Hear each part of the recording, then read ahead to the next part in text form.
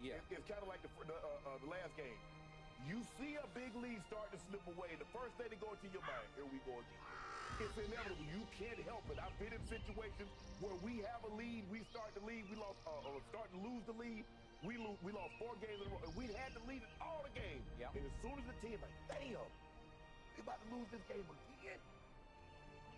Nobody from the Bucks wanted that basketball last night. You saw it. Giannis, you talk about LeBron run from the basketball. I've never seen a basketball player use Usain Bolt from the ball like Giannis was doing last night. Agreed. He wanted no parts of it. No parts. Holiday didn't want the ball. Middleton, nobody could. Giannis off the jump ball, they got the tip, and it goes to Giannis. He almost threw it out of bounds. He did throw it out of bounds, and Middleton went and dived out of bounds and saved it. I was like, bro. Yeah. Skip, it was just, I've never seen anything like this, because this was the #1 overall seed. They was going to have home court as long as they played. And an 8 seed that came out of the play-in that looked horrible against the Hawks. Lost its first playing game at home. And it took, they might have would have swept them. It took an NBA record 25-3 It did. in game 2 to keep Miami from sweeping them. Agreed. Skip, this is bad. Yeah. This is bad, man. I don't know what Budenholzer. I just don't. Skip, I've never seen anything. How do you, a situation like that, you don't put a taller guy on the ball? I mean, that was a perfect throw, perfect catch. Everything was perfect about that play. But you can't lose on a situation like that. You got to win this game. You got to somehow find a way to get to a game 6. Yeah. This was an epic. And the leads, Skip, it's not like, okay, you lose in a 7-game series, yep, and you lose on, somebody hit a buzzer beater in the game 7. Yep. Miami walked. I'm not so sure if they play a game 6, Miami beat them again. They play a game 7, Miami beat them again. They play 8, 9, 10, Miami beat them again. Yep. Skip, you remember when Miami was the first team that kind of gave you a blueprint how to build a wall to beat them? Yep. To beat Giannis. They did, in the bubble. In the bubble? Yep. Man, Skip, this was a cataclysmic failure for the Bucks. This was awful. Okay. First of all, I do not blame you for picking the Bucks to win it all, because they had all the right ingredients.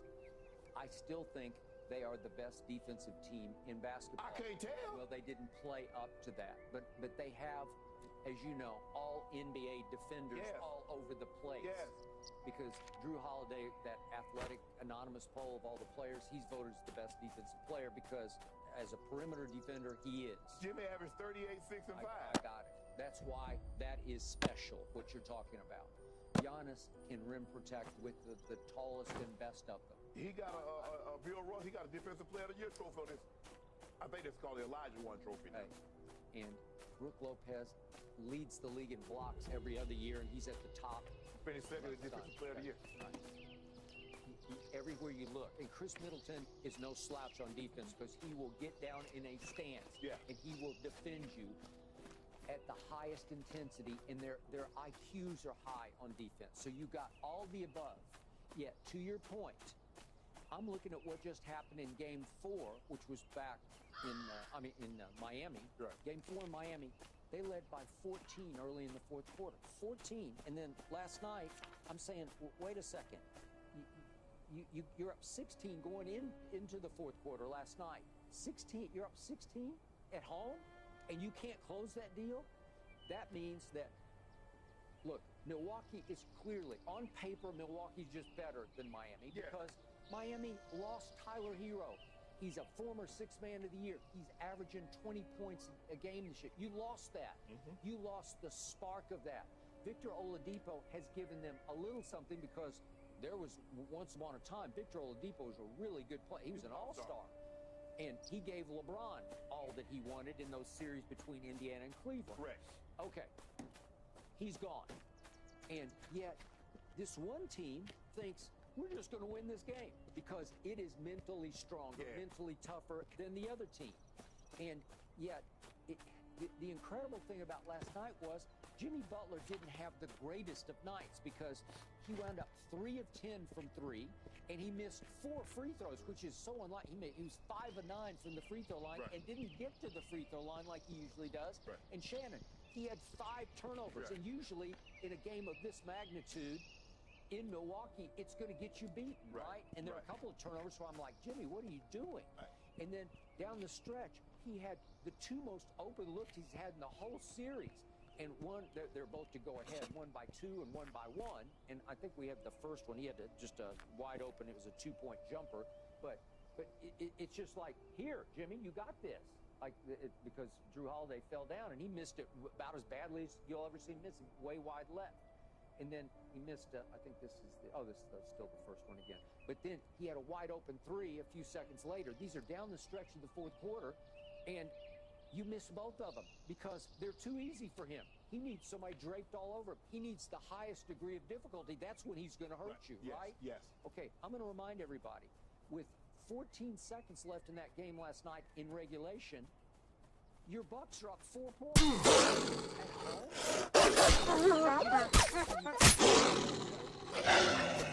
And then they let a dude walk into a 3. That is Gabe Vincent. He came right down and just stepped it. It's Vincent. It's nobody special. He just stepped right into a 3 and ripped it, and all of a sudden it's back to being a game. And then Drew Holiday goes to the line, and he missed one of his 2 free throws, and all of a sudden you've got a shot at the end of the game. And there's a wild melee out there, and then all of a sudden they're going to inbounce the ball from their end. And if we could see the last play again, and Eric Spoelstra said after the game, I called a different version of this play, and Jimmy said, no, I don't want that. He called something for Jimmy to shoot a jump shot. And Jimmy told him, no, Drew Holiday's going to lock onto me, and he's going to chase me around the screen, so I want something at the rim. And by the way, Gabe Vincent throws a great pass because that's got to be perfect, right? But my thing is, I put Brook Lopez well, he in. was in the game. He just took him out because Budenholzer said, I looked up, and they went all wings. They put 5 shooters in the game, and he said, I don't want Brook Lopez on a shooter. I want Brook Lopez to guard the ball. Okay, well, and then I'm going to put Giannis. So he put Connaughton in, who can jump. Now, he's 6'5", and he can he's but see, here's the thing is that Connaughton can jump if he has a running start. You have the same situation with LeBron and Ja. You see LeBron is standing up under the goal, and he tries to jump. Ja gets a running start, and he's over the top of it. Okay, well, I'm not comparing Connaughton to Ja. No, but I'm just saying. Connaughton has won some amateurish dunk contest. I mean, he's got some spring to him. But Jimmy gets a running start. And the other thing, Jimmy is 2 inches taller. Yeah. And he knew exactly where he was going. He knew he wanted to get Drew Holiday on his hip, which he did, and he turned the corner, and now the pass has got to be Elway-esque. You know, it's got to be where it's supposed to be. If the pass is underthrown, Connaughton's going to get a hand on it, and the game's going to be over, and Milwaukee's going to survive. Yeah. But it got over his leap, you know, it got over his fingertips, and then Jimmy manages to catch it in midair. Usually you go glass there, and he went straight in. Right. And he's following him down. That's the Luka play. I know. Remember the man that Luka got it and hit the little shot? Yeah, and he hit the little shot, and I look up, and it just took my breath away. He did it again. Yeah. And then, Shannon, we go to the fourth quarter. Let me just, I want to show you these stats real quick. This is the fourth quarter. Would you believe, because people lose touch with this, would you believe that Giannis was 1 of 9 in the fourth quarter? He was 1 of 9 and 2 of 5 from the free throw line. Well, that's why you lost, right? Yeah. You got all these commanding leads, but a guy that you have said is the best player on the planet, he shoots 1 of 9 in the fourth quarter. Well, you can't. No. You're too good. You're too unstoppable at the rim. You gotta make a couple of buckets because that's all you need. If he goes 3 of 9, they were 17 free throws. Okay, well he missed 13. Yeah, there were 28 of 40. All right, and then absolutely lost the game. Key bucket to me is. But let's shift back to the Eastern Conference as we welcome in our senior NBA insider Adrian Wojnarowski. The Warriors are looking to move on, but one team that's already been eliminated, the Milwaukee Bucks. So what more can you tell us about head coach Mike Budenholzer's future in Milwaukee? Malika, the Bucks organization is still in shock over how their season ended, about the collapse against the Miami Heat in that first-round series. They're just starting to come out of that now. A lot of team meetings the last couple days, exit interviews. And listen, Mike Budenholzer, 2 years, significant money left on his contract in the range of about $16 million, I'm told. This is going to be, I think, a deliberate process. John Horst, their general manager, has always been a very stout advocate and supporter of Mike Budenholzer, but new ownership. The Haslam family now in control. Mark Lazary selling his share. Wes Edens, that has certainly changed. They've got a lot of decisions to make.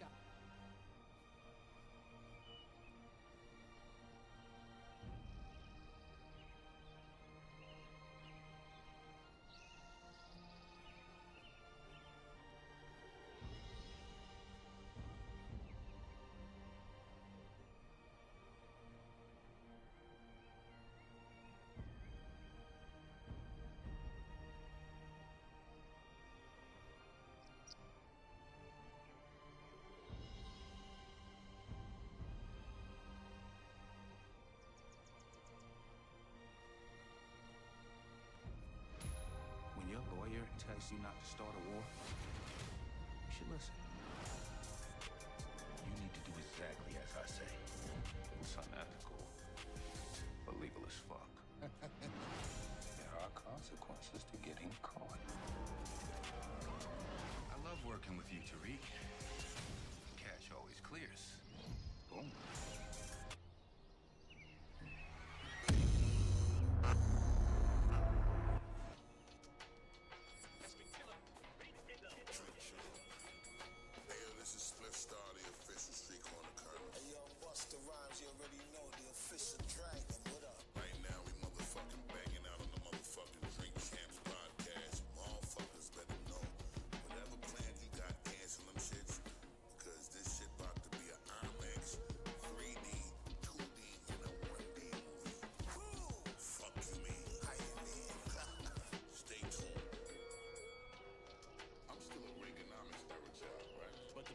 They see you as a god. And did I finger pop with Michael Jackson? It's crazy, son. By way of who heard? Fact. Son, this is Busta Rhymes, baby. Make my Busta Rhymes. El Super Rap for God, baby. What it could be, hopefully what it should be. This is your boy N-A-O-N-A. What up, it's DJ EFN. And it's Military Crazy Raw. Drink champs, yapping y'all. Make some noise!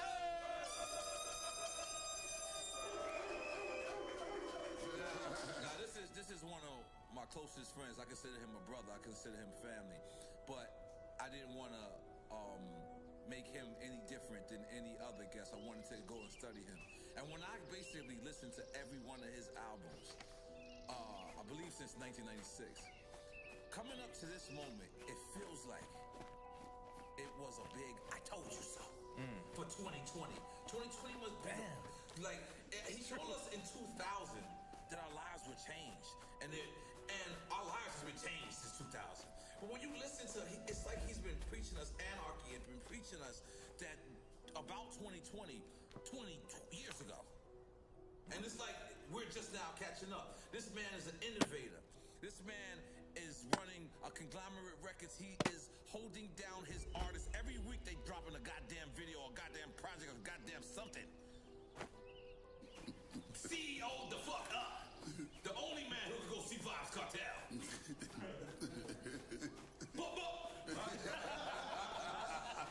He will bust your ass on a record and then bust your ass on stage with the same record he did with you. He has been lasting out here through different relevant these areas of hip hop. Relevant. Can they still have them great? Still be looking good. He's back in his life. And in case you don't know who we talking about.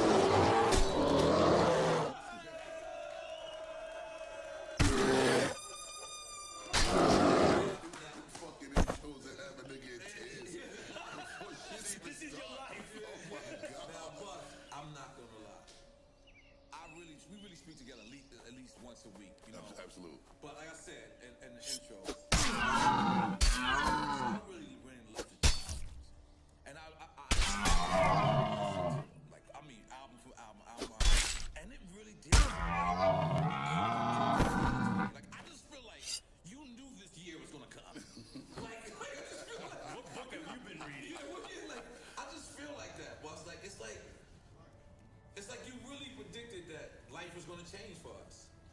I didn't really predict nothing. I don't want to say that I was prophesizing some shit. Okay. What I will say though is the same information that I became a fanatic about, everybody was accessible to the shit. It was just,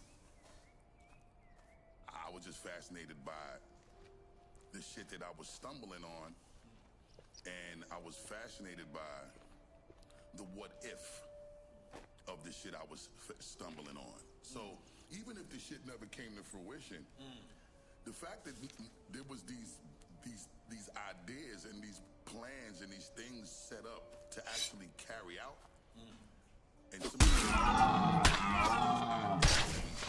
plans, and they just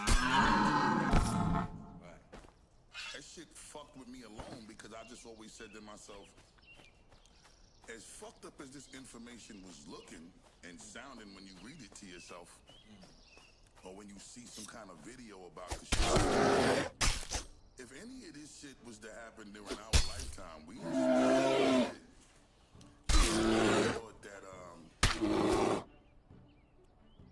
that was a super intriguing shit. I fucked with it because, you know, all of that shit was the seed of all of that was planted by being blessed with knowledge of self. Thank you.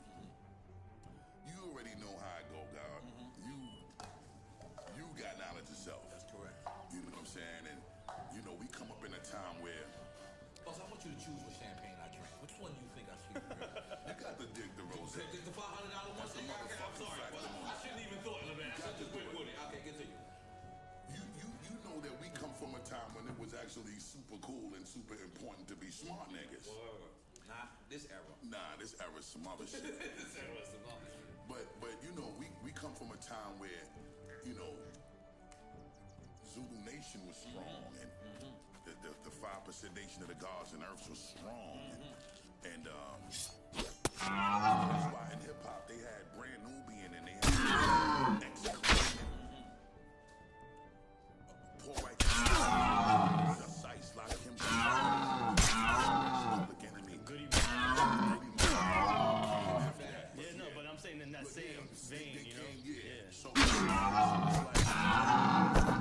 you know, back then, it was important and it was cool to be smart. Right. You know what I'm saying? And there was also accountability. If you aligned yourself with any one of these brotherhoods and you didn't actually live up to the responsibility and the obligation to uphold the integrity of these brotherhoods. If you said you was 5% and God's asked you what degrees you dealing with and you ain't know your degrees, you might have got your ass bust in the street. When you wash your body, do you use a moldy loofah, a dirty washcloth, or you're that guy that just uses their hands while only scrubbing your pits and privates? And that came with a certain code of ethics. Like we you know, that we also came from a time during these times where you on the corner with your homies and y'all selling weed.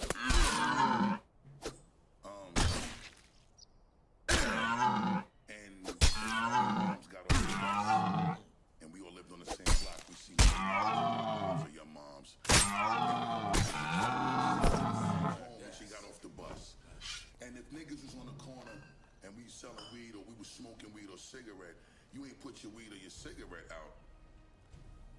The niggas that went to go carry mom's shit to the crib, we come back, we was actually gonna bust your ass because it just looked like he wasn't exemplifying a proper level of respect, which was a code that we lived by back then. So everything was based on accountability and proper code of ethics and having respect and having manners, even though you was still a street nigga. You know what I'm saying? You bust your gun, you might have went to jail, you might have sold drugs, But the parents on that block knew that you had enough integrity and respect to still uphold the integrity and respect of the block. You protected the block. You ain't let the slackness happen on the block recklessly. So that's the shit we come from. So that was the seed of what created all of this desire to want to research the information. So when I stumbled on shit like that, I was just blown away because I wanted to be able to add on to the knowledge that I had when I was building with the gods and be like, yo, it was almost like when you get the new pair of sneakers, the gift of discovery, right? It's like when you find a new artist that's popping and niggas got some shit that's scorching, but you introduce niggas to it before everybody start dick riding it, right? It's the same thing with knowledge itself. You wanted to show the gods that you stumbled on something that you was introducing to them, even if they was the PhDs and the scholars of the neighborhood. So that's what it was for me. One thing led to the next. I break up with leaders of the new school, which we're gonna get into the whole chronological all of that. Yeah.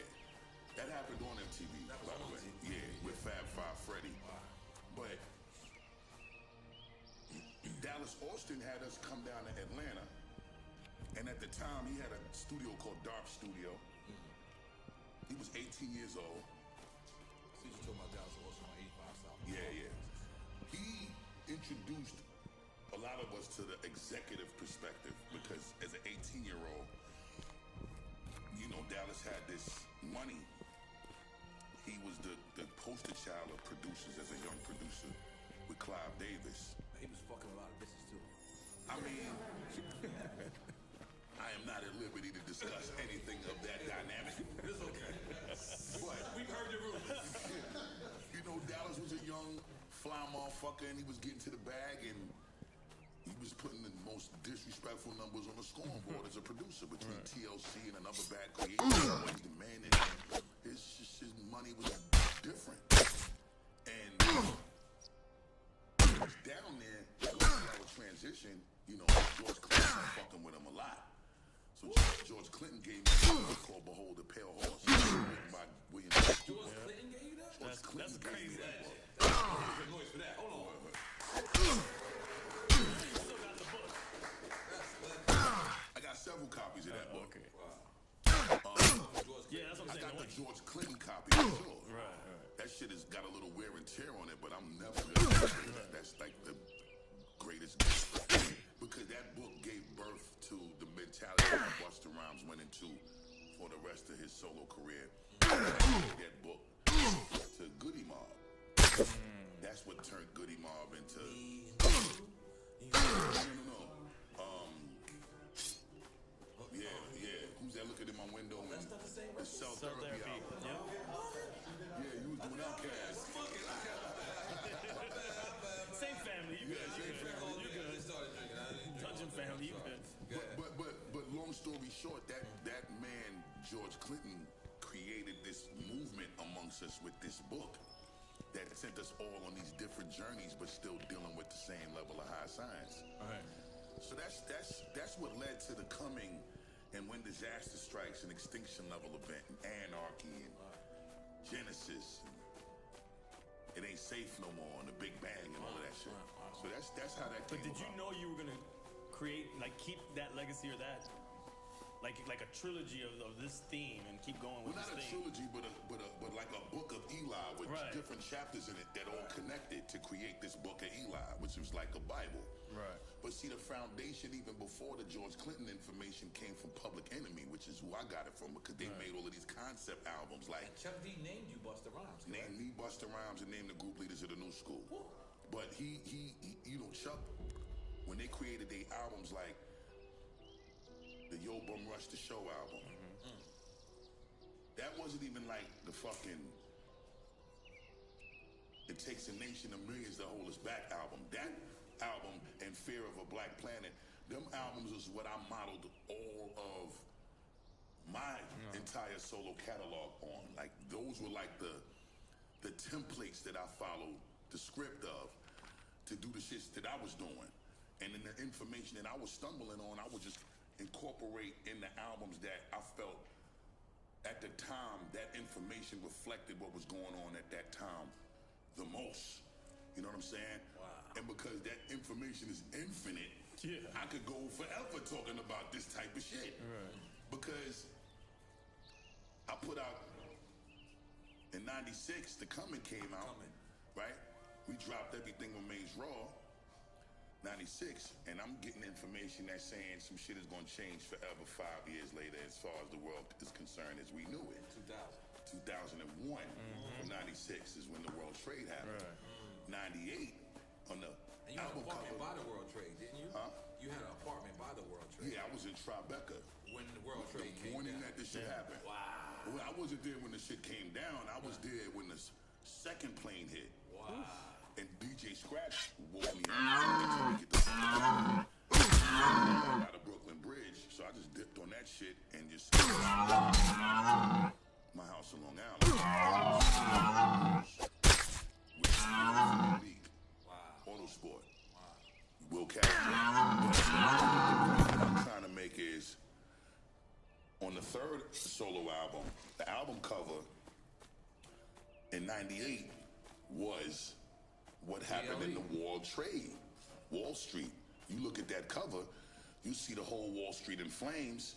You see South Street Seaport. You'll see the Brooklyn Bridge and the Manhattan Bridge, and everything is on fire. This is 3 years before it happened. Again, I'm not prophesizing shit. I'm just looking at the information that I'm getting because, believe it or not, this information was out there and they was telling niggas. Wow. The best way to hide some shit is by putting it in your face. But you know, how you guys conditioned already. You tap into some type of truth. The truth by calling it conspiracy theory so that you don't realize that you actually on to something. You know what I'm saying?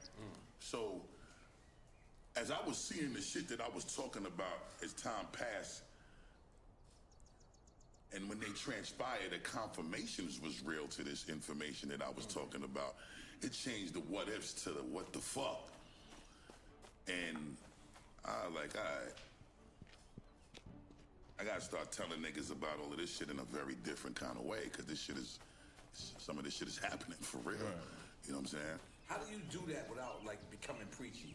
Because I guess, you know, that's really what information, like, you know, when you present information, sometimes it's not what you present, it's how you present it. You know what I'm saying? You came across where you was giving information, intelligent information, but you never came across like you was being preachy. How do you balance that? First things first, I don't think no nigga like to be preached to. Right. You know what I'm saying? Secondly, you know, for those who got kids in here, and remember when you was a kid, we ain't really medicine. We like how the medicine tastes. Damn. So the medicine, sometimes when your moms had to give it to you, they had to mix that tastes good in order for you to take the medicine. So when you give them motherfuckers science, you gotta spoon feed them some shit they gonna like the taste of, which is why all of my singles was feel good energy shit and turn up party shit, and the albums were always made with a balance of science and just hot shit. You gotta lure niggas in with the hot shit, and once you get them lured in, that's when you can start busting their ass with the science and the information, because now you got them, you done gave them some shit that they wanted from you. You know what I'm saying? So that was always the approach. Like, here go the bait. Like when you go fishing, if the fish bite on the worm, and then reel their ass in, and that's it. You got them, reel them in. You know what I'm saying? So that was the whole mentality always. I try to make these albums. It's just finding the right balance. So, bouncing around. We just had James Cruz on Drink Chance, and we also had Eric Nixon. Right. And it kind of reignited the legacy of Chris Lighty, obviously. Right.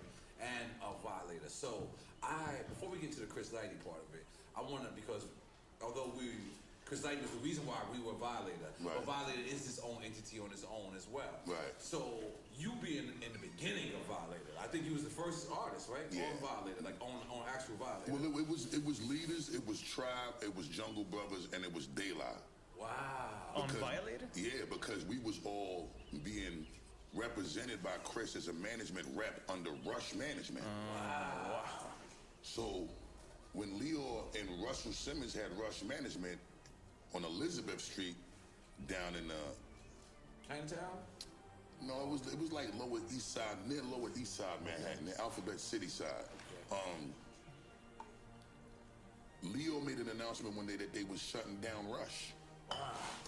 So Leo told all of the management reps that was supervising whatever groups they were supervising, you could take whoever y'all want and do what y'all want with them. So Chris said, all right, I'm going to take Tribe, Daylight, Leaders, and Jungle Brothers because they already had the shit moving. And we wasn't a native tongue, but we was like distant family. That and started Violator. But then Tribe left, and Daylight left, and Jungle Brothers left, and Leaders broke up. But all I knew was Chris, so I wasn't going no motherfucking where. I stayed with Chris. I did the solo album, The Coming, and the Woo-Ha single went platinum in 4 weeks, and then the album went platinum in like 8 to 10 Got weeks. you all the check. Got you all the check. I'm sorry, man. I had a flashback. I'm sorry. Continue. So the success that came from that shit attracted everything else that ended up coming to Violator. So then, you know, Missy came and Nas and LL and Mobb Deep. I imagine how Rock Nation feels right now because of what Violator has laid out. Oh, that's a fact. I can remember at a time, Bus, where I didn't know how to hang out outside the hood. I really did. And the only place I could feel comfortable was like Violator when it was in the Def Jam building. Right. Where I could get a haircut, buy some weed, and get a motherfucking beat at the same time. That's a motherfucking and all fact. in the same fucking building. Like That's a fact. It was great. I mean, Leo Combs would come in and smoke a blunt with you. It was like it was nothing. You talking about when Violator was on Varick Street? Varick, that's my favorite Violator. Right. I say Chum King. I always want to say Chum King. Because Chum King was the next thing over. Right. I mean, that might have been my favorite place to be because I literally got the whole album from there. Like if I wanted to Method Man, I just gotta chill there for a couple of hours. Somehow Method Man's gonna walk through it. It was just really a vibe. I always wanted to make a entourage type. What is that called? Like docudrama about that Violator. Yeah. Is that crazy? Nah, that's incredible. You should actually do that shit. I'm really gonna try to do it. I want in, no nigga. Yeah, let's do it. so, Buff, like I said, I'm bouncing around. One of the most What was you gonna say about James Cruz? I was gonna say, because I'm getting mixed reviews, right? James is the person even 50, right? Let's just throw forget how that phrase go. Throw the elephant in the room, or is the elephant in the room, or address the elephant in the room. Whichever one it is. Let's address that motherfucker, right? So 50 says James never managed him, and a whole bunch of other things. And he even brings up Hot 97. The crazy thing is James did that to me on Hot 97 as well. I was a part of that. Right. But there was mixed reviews when people viewed the James Cruz thing. For the most part, to tell you the truth, it was 70% positive, but the 30% that was negative, or 30% that did, it was people who was valid people. And it was people of stories that I didn't know. What did you personally feel when you found out that I had James on Drink Champ and representing Violator? And what dynamic? What would I feel about what? Said or just having him on? He means in general. Yeah. Legitimate. Oh, okay. That's a fact. Okay. You know, James was a violator, brother. Right. Nobody can't discredit that. That's undisputed truth. Right.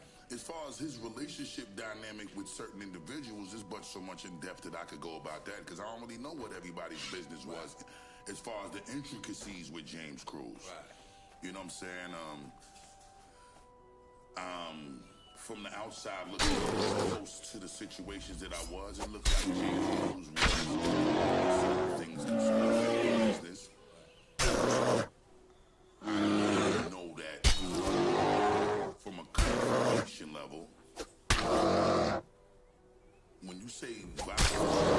50. I can't speak for nothing outside of Chris Lighty. Yeah, because that's for people who don't know. We have our meeting with Chris Lighty. Chris Lighty can't be there for 24 hours, so he does assign certain people. He does assign like certain my people. person that was assigned to me was Claudine Joseph. Right. You know what I'm saying? Who was the person that was? Mona Scott was assigned to me. You're a big dog. I'm sorry, Bus. I had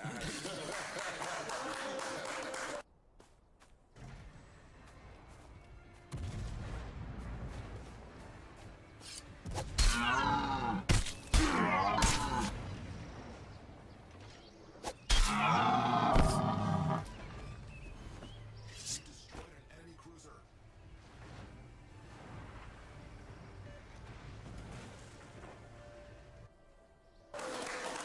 Mona ain't picking up the phone with me. They're on now.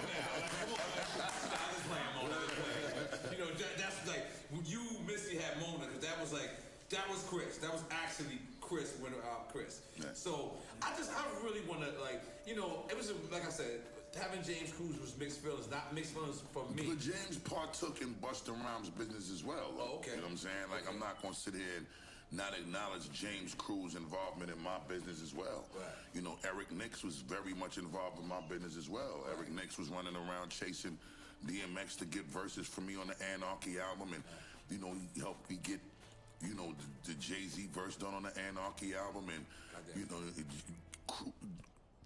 Eric Nix and Cruz played significant roles in my Violator story. Wow. Beautiful. I can't front on neither one of them. Beautiful. Wow.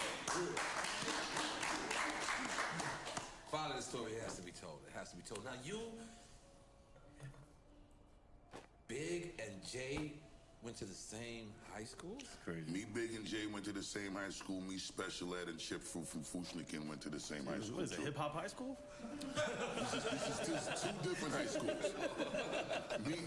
This nigga's So me, Jay, and Big went to George Westinghouse Technical and Vocational High School. Sounds very smart. They wouldn't have accepted me.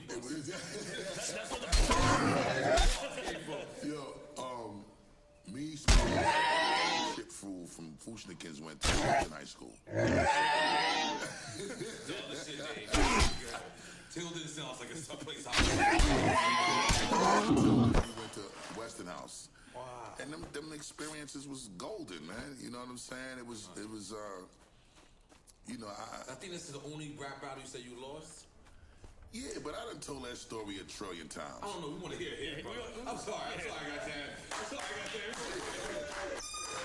Jack, you better not let your one eye be bleeding like that. You better fix your one eye. How you doing over there? Your one eye fucking up over there. Go ahead.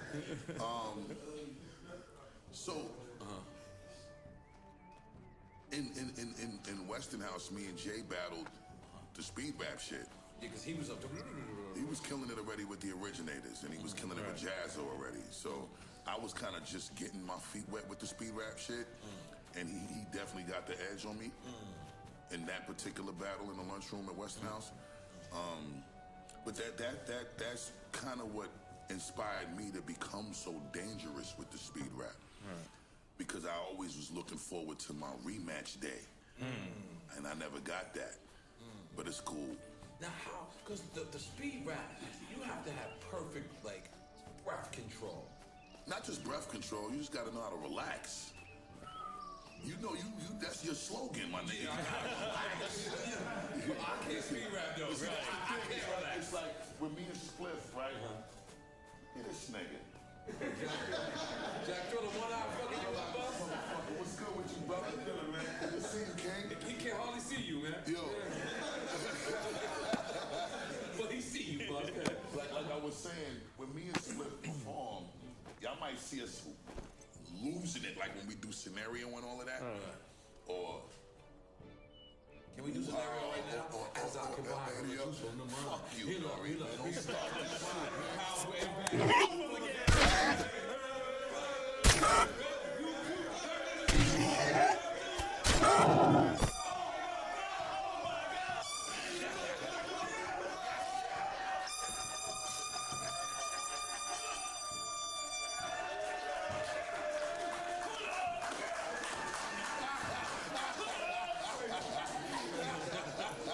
Yo, how you deal with this crazy nigga. I drank.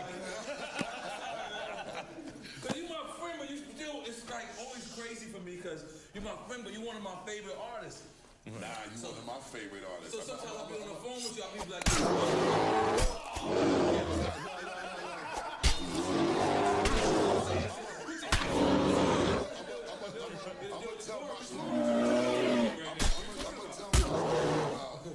about how Nori ended up on Violate in 2 seconds. I was on my super fan shit about Nori, but I'm gonna get back to that. The point that I was trying to make though, when it comes to the speed rap shit, the ability to articulate and speak is better off when you calm down. you know what? Because I go low.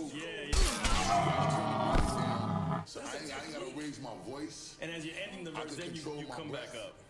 And I could get the fucking articulation off properly. So I'll stand in one spot and I just and Spliff will come over and he'll do all of this shit and Spliff while I'm just on my Like a still conductor. shit. That's exactly what it is. It's that So it's a complete opposite of the spaz out because the spaz out getting the shit off clearly and letting all of the antics and the animation be between what I'm doing lyrically and Spliff. Like you said, orchestra conducting the shit with his fingers against my mouth and whatever shit he gonna do around me. I let Spliff control the animation around me at that point. There's a noise for Spliff Star. This game, you're not ready for it.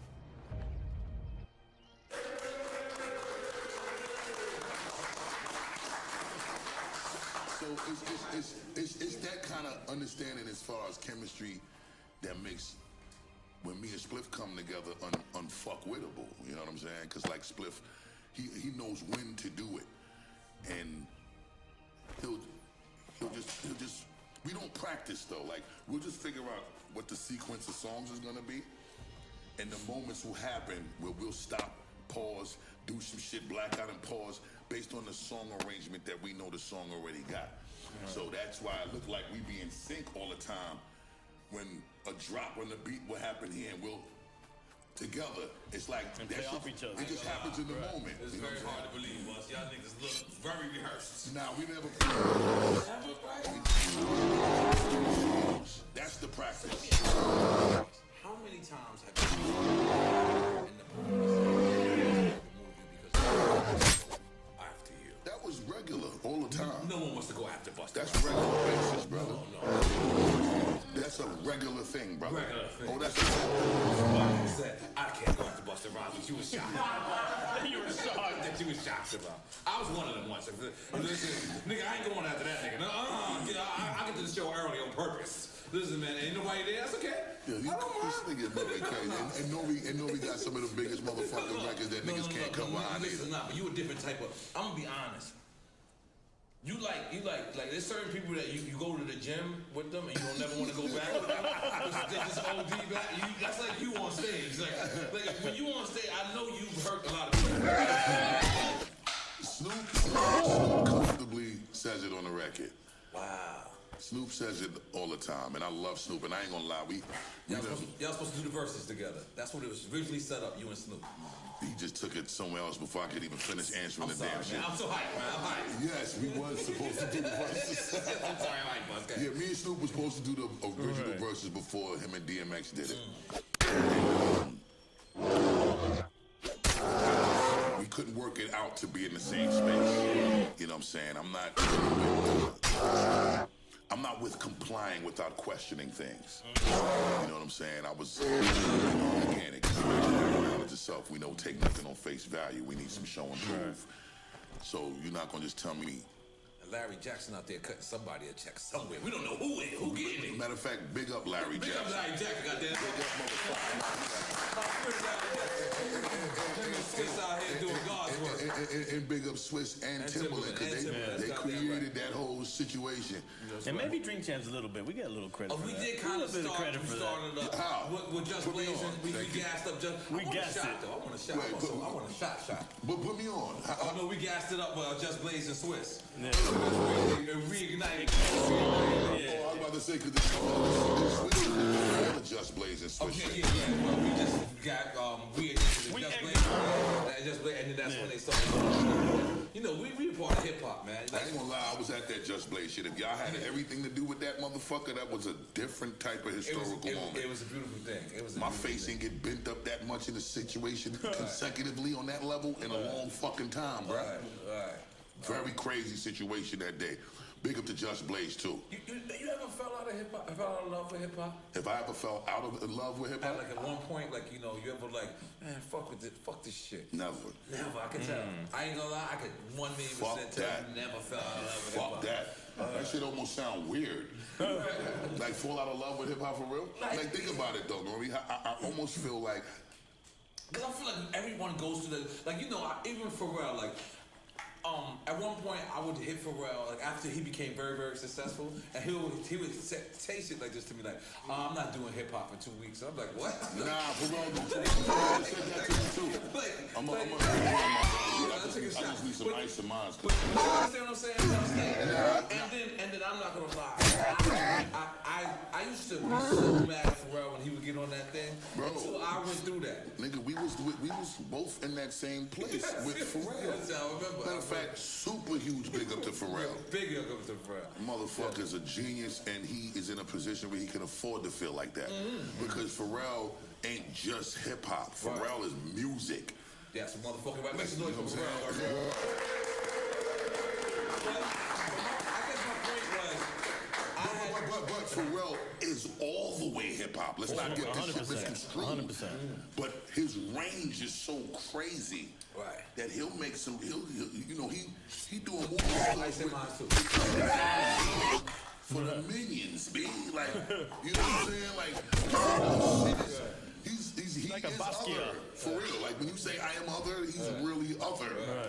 You know what I'm saying? But he's still hip hop. So I just wanted to clarify that. Yeah, but my point is, like, I didn't know what he was saying at the time. You're doing a shot too, right? I didn't know what he was saying at the time until like. I got to change the way and like do certain things in hip hop, and I kind of did at one moment. Fell out of love with it. By the way, you and me spoke to this No, I didn't know that. about you. I did nothing wrong. No, you did nothing wrong. Parent-teacher conference. Hold on, salute. Big up to Fat Joe, by the way. Our motherfucking big brother. Let me just tell you something. Salute Godfather Joey Crack, Don Cartagena. Salute, motherfucker, make some noise for the Don Cartagena. I don't know what our show is about. That nigga's a vibe too. That's right. Let me tell you something, Bus. Our show is so many times in this life, when people get 10 years and people get 20 years and people, if you're lucky to get 25 or whatever, people want to say you washed up and it's going to be over. Every year is, this is his last year, this is his last year. You have survived monkey foot in this game, putting the sticker under the bubble gum of the Timberland, doing this shit, and we going to salute you. Not behind your back, but to your goddamn face. Goddamn. Come on, take some next stick, goddamn. Take some next.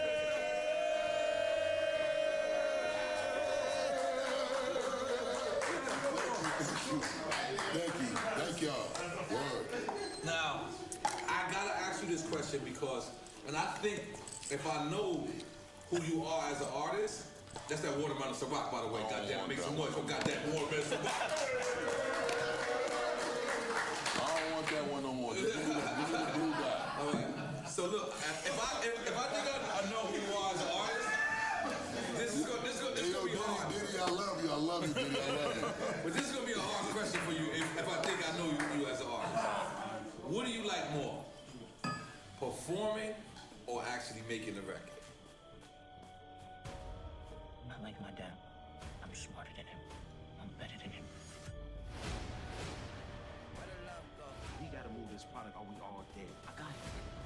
If you fail, there are consequences. I mean, I made it this far, right? God damn, that's a hard question. I knew it was gonna be hard for you. I might have to say I like making the record more. Okay. Word is bond. And the reason why I like making the record more is because the performance can't exist without the record. Without the record being made a certain kind of way. Thank you. Yeah, I think on a deeper level too, there's a lot of people realize how beautiful it is.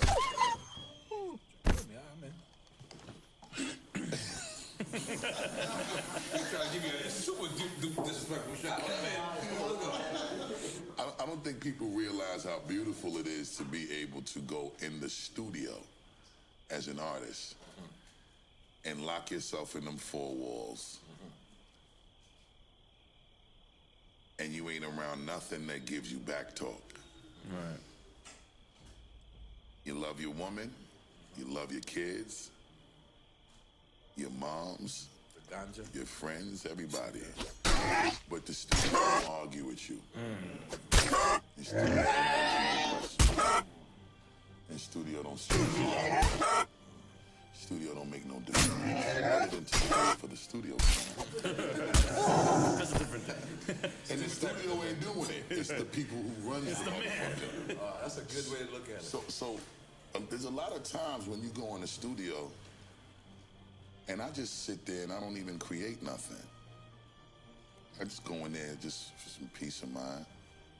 I want to be in the studio just so I don't have to hear nobody's mouth that I gotta hear in my house or in a workspace. We disagreeing and going back and forth about shit concerning your life and their life, especially if you affect their life directly or indirectly, right? But I go in the studio, not only can I not only do I have the opportunity to avoid hearing shit that I don't want to be bothered with, but I can also become whoever I choose to be. If I think about being a fucking Avenger in the studio, I can become an Avenger. If I want to be the Incredible Hulk in the studio, I can be the Incredible Hulk. You want the studio to be Wakanda. It can motherfucking Wakanda. That's a fact. And you can freely share whatever those thoughts and those feelings are and capture it. And without repercussions. With no repercussion, because you can then live with it for a week or two and determine whether or not you even want to share this shit. And the world ain't gonna give you no criticism while you in that space of trying to create it. And then you could go back and revisit it and perfect it and revisit it and perfect it and revisit it. Get it to a place where that before you even share it with a motherfucking form. You mastered the intricacies of this shit so phenomenally that you already know what it's gonna be. When they hear it, you already know what it's going to be. When the world hear it, you already know what it's going to be on that stage, and you already know what it's going to be when it's time to compete. Have you ever been wrong when you made a record? Like you made a certain record, you put 100% into it, you thought it was it, and it just didn't stick, it didn't work? I've never been wrong about the record. Okay. I might have been wrong about who had to support the record. Wow. You feel me? Because, see, you make your children, right? You raise your children, right?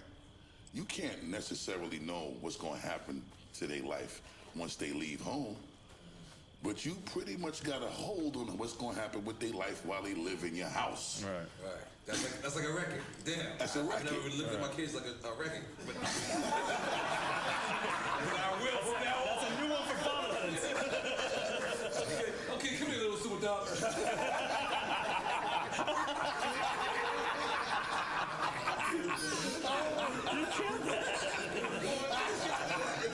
That's a fact. Wait a minute. Why your shot looking so much bigger than anybody? Because I ain't gonna like give me way more. You gotta balance that out with shit. Who know each other? You gotta balance that out with shit. Okay. He want a little bit more. Yeah, you gotta balance it out. No, And we even can't. if you got that disrespectful Mama Juana, Yeah. that is Dominican Tiger Bone right there. Oh, I don't want no smoke with that. Big up the big bone, like you said about Buff. Big up the big bone with that shit.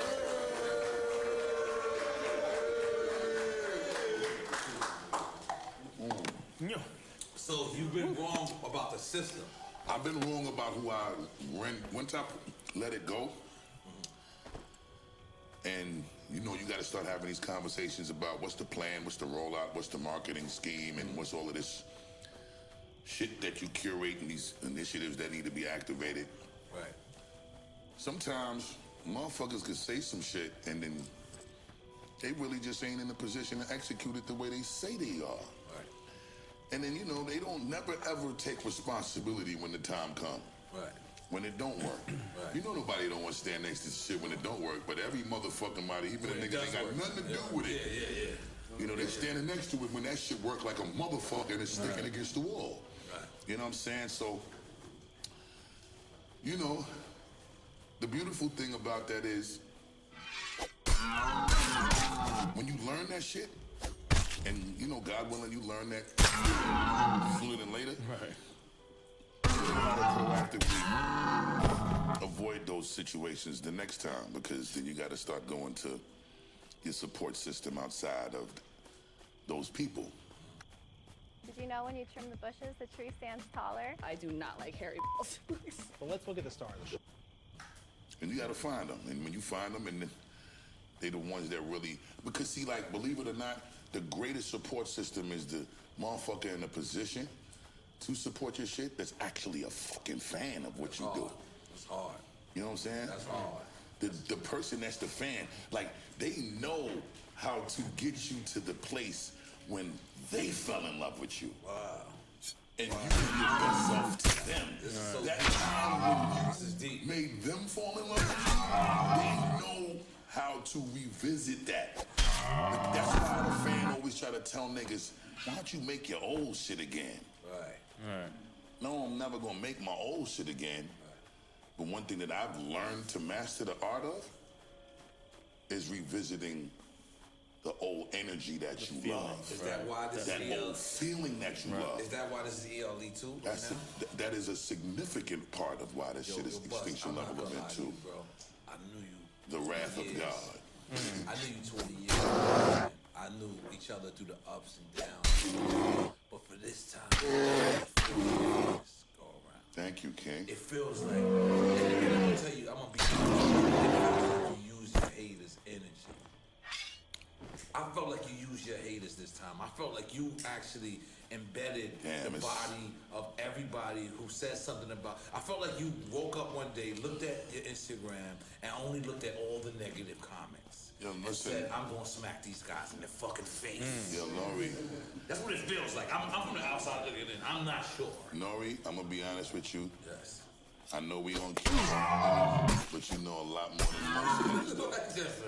You know when we talk. I'm guessing this one. Nah, you landed in the center of the boulevard. Okay. You know, I was a 340-pound nigga, bro. That makes some noise for that. I mean, that's not making some noise for that. All right, tell us. Making some noise went wrong. Making some noise went wrong. All right, finish your statement. Yeah. Come on. You're premature with that one. I was waiting. My brain prematurely clapped. I'm sorry. So I was 340 pounds.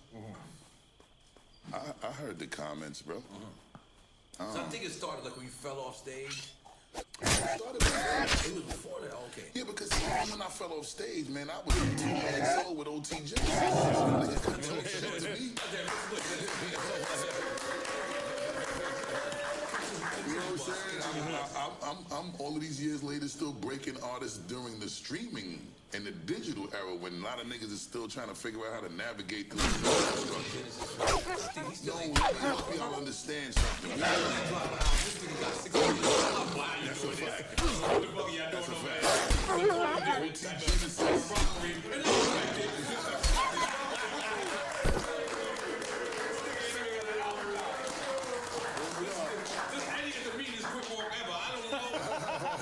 Sometimes I just watch this shit, I be like, I make sure nobody looking because you know I'm from New York and doesn't look good. So I'm like, and good dude, man. He's a good dude. I fuck it up every time, but I make sure I don't get Thank you for that. Yeah, good dude. You did a great job with that. It ain't just me though. I'm a support system for OT. Right. It's him. Wow. He know how to make his music. Ain't nobody telling him what beats to pick. Ain't nobody telling him what choruses to come up with. And he's having fun doing it. Ain't nobody telling him how to flow on no record. He is 100% in charge of his creative space. All I am is the motherfucker that know how to get the support system right.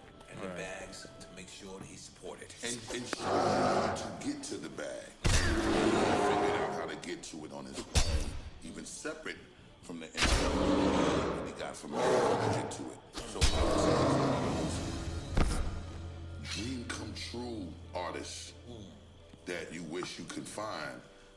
And he was one of those artists that knew how to create his own excitement, traction, enthusiasm, and buzz, which is what attracted me to him in the first place. He was signed to 50 before he came to me. And when I seen OT Genesis, he was fucking up a club with one record called Touchdown in LA called Playhouse, where it was almost like a direct correlation to when I was performing Put Your Hands Where My Eyes Could See 3-4 times in a row. The last night the Palladium was open in New York. Wow. This nigga had this club in a tornado over this one record called Touchdown, where I stood by the speaker that he climbed up on just to wait for him to climb down. So I could grab his ass by the arm and say, wait a minute, now where you going? Who you signed to? Who's your manager? Nobody? Okay, you gotta come see me tomorrow. And then we got together and we had this conversation about business, and then we had a real man conversation about respect, principles, morals, and integrity. And when both of those conversations was honored, the business got handled and we became a fucking united front. Fast life conglomerate. And then at that point, OT knew what he had to do. And then I knew what I had to do. Because once he figured it out, I mean, I knew what I was going to do with him, but I just needed him to figure out what he needed to do. All right, let me be devil's advocate right now. Right. People from the beginning of hip hop, beginning of Busters, they, lyrical, the essence of hip hop. Have you ever got slack for, because like, for lack of a better term, he's like a new school type of artist. Like we said, he established that he didn't even drop an album. Right. So some people will call him a single driven. Excuse me, by the way, OT Genesis just dropped a new single with Chris Brown and Mr. Charlie Wilson about 1 week ago, and I need y'all to go and peep what the fuck going on, because this is what. Get there, make some noise, get there. Excuse me 1 second. I got a motherfucking record out with motherfucking Bob's Cartel called It Down in the Bars, and I got a disrespectful record out. I ain't finished. I have another disrespectful record out with Anderson .Paak called. Here's one thing you need to do before buying anything online. Don't spend another dime on Amazon until you watch this first. Watch this. I can show you how to get the sweetest deals online when you shop from major retailers like Amazon and Target. You can drop prices automatically. I can show you how, but I can't do it for you. People are saving real money doing this. $160 million in the last year. Across thousands of different retailers, you'll immediately see this. See what I mean? You'll see better prices you had no idea existed. And you don't even have to ask. They just show up automatically. Download this free tool that'll give you access to the deals. Just click, click. Done. That's it.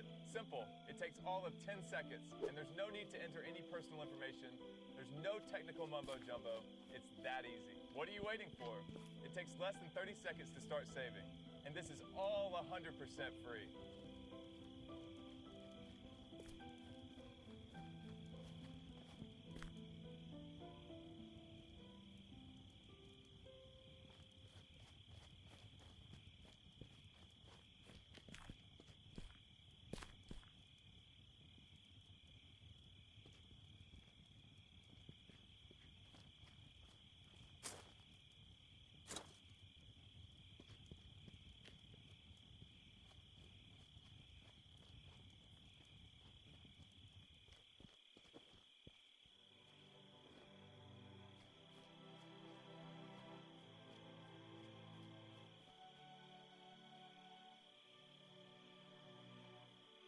Enlisted is the free, brand new online World War II shooter. Command a squad of soldiers and participate in legendary battles of the Second World War. Right now, you can join the invasion of Normandy, Battle of Moscow, and the Battle of Berlin, including the storming of Hitler's bunker. In Enlisted, you lead several unique soldiers that you can switch freely between at any time. So even if you get killed, you can still stay in the heat of battle. Choose different squad specializations and complete tactical objectives. You can lay down barbed wire in mines, build a machine gun nest, tear apart enemy defenses in a tank, rain down rockets on enemy positions while piloting an aircraft or clearing a building with a flamethrower. Level up to unlock new squads and weapons, upgrade your soldiers, and customize them. In Enlisted, there are... One more time. I got an incredible collab with Trippie Redd out there for all of the young generation. Get there, let's do that. Got another collab that just came out with Westside Gunn and Slick Rick.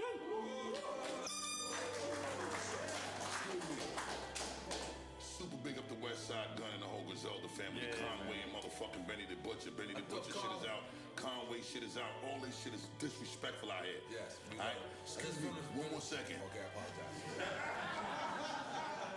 I just dropped the motherfucking amazing collab with the legendary Stevie Wonder, Corday.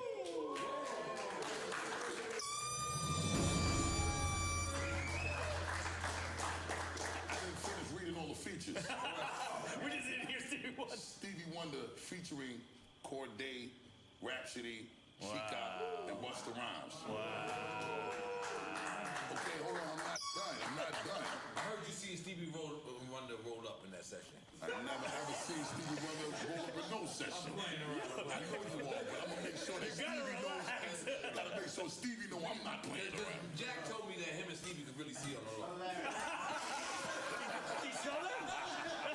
They go to the big CNR. That's what Jack told me, man. I'm sorry. Jack, you're looking at me to see. One more. One more, let's go. Big up to my brother Exhibit. Be Real in Dimrick. The album just came out, Summer of Sam. And I got an incredible collab with Exhibit in Dimrick. Goddamn. And this brother named Jassi. This shit is called Man Down. That just dropped last Friday. Make some noise, Jack. We gotta ask. We see the brother been working, by the way. Just listen to the clip. We see the pictures of you Brother and Dr. fucking Dre. working. Yeah. We see it. We see you in the named Exhibit. Oh, there's a few Dr. Dre pictures getting ready to come out too that the world ain't see yet. But you know where I'm going with it. I know exactly where you're going. It's Dr. Dre on ELE2. Everybody gonna have to find out October 30th. We dropping this October 29th. October right now. Yeah. We officially calling it Bustober. Yeah. Bust motherfucker October.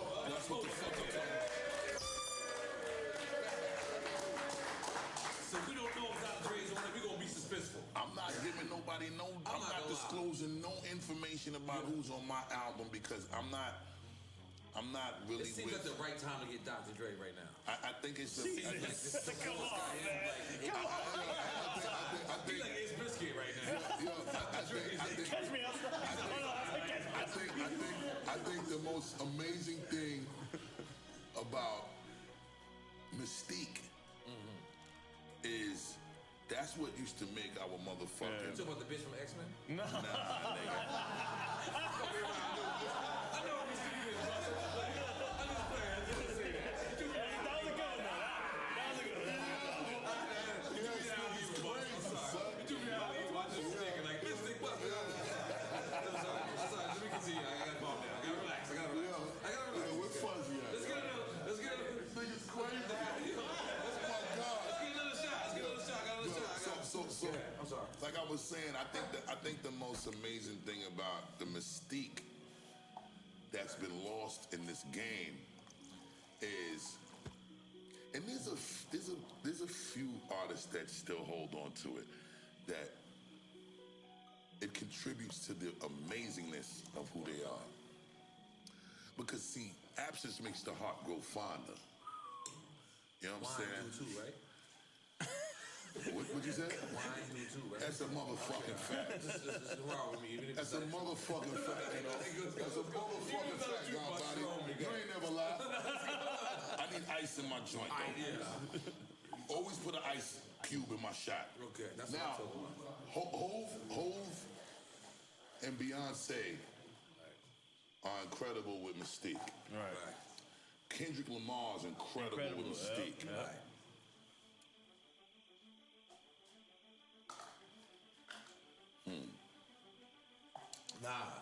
Nas. Dr. Dre. That's been his whole shit. Yeah. Nas and Dre been on a incredible Mystique shit. And I think, thank you, brother, and I think that it's a lost treasure in hip-hop. I seen Beyonce say one time on something that was a post on the gram that, and I'm from the era where that was important way before Beyonce came out. But what was beautiful about the way Beyonce articulated it, and don't quote me verbatim, was she addressed the fact that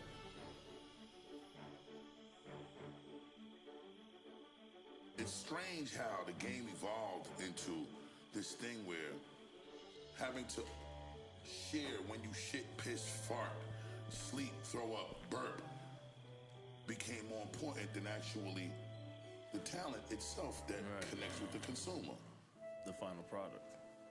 The only thing that the consumer should be entitled to is the gift that you was blessed with that you choose to share.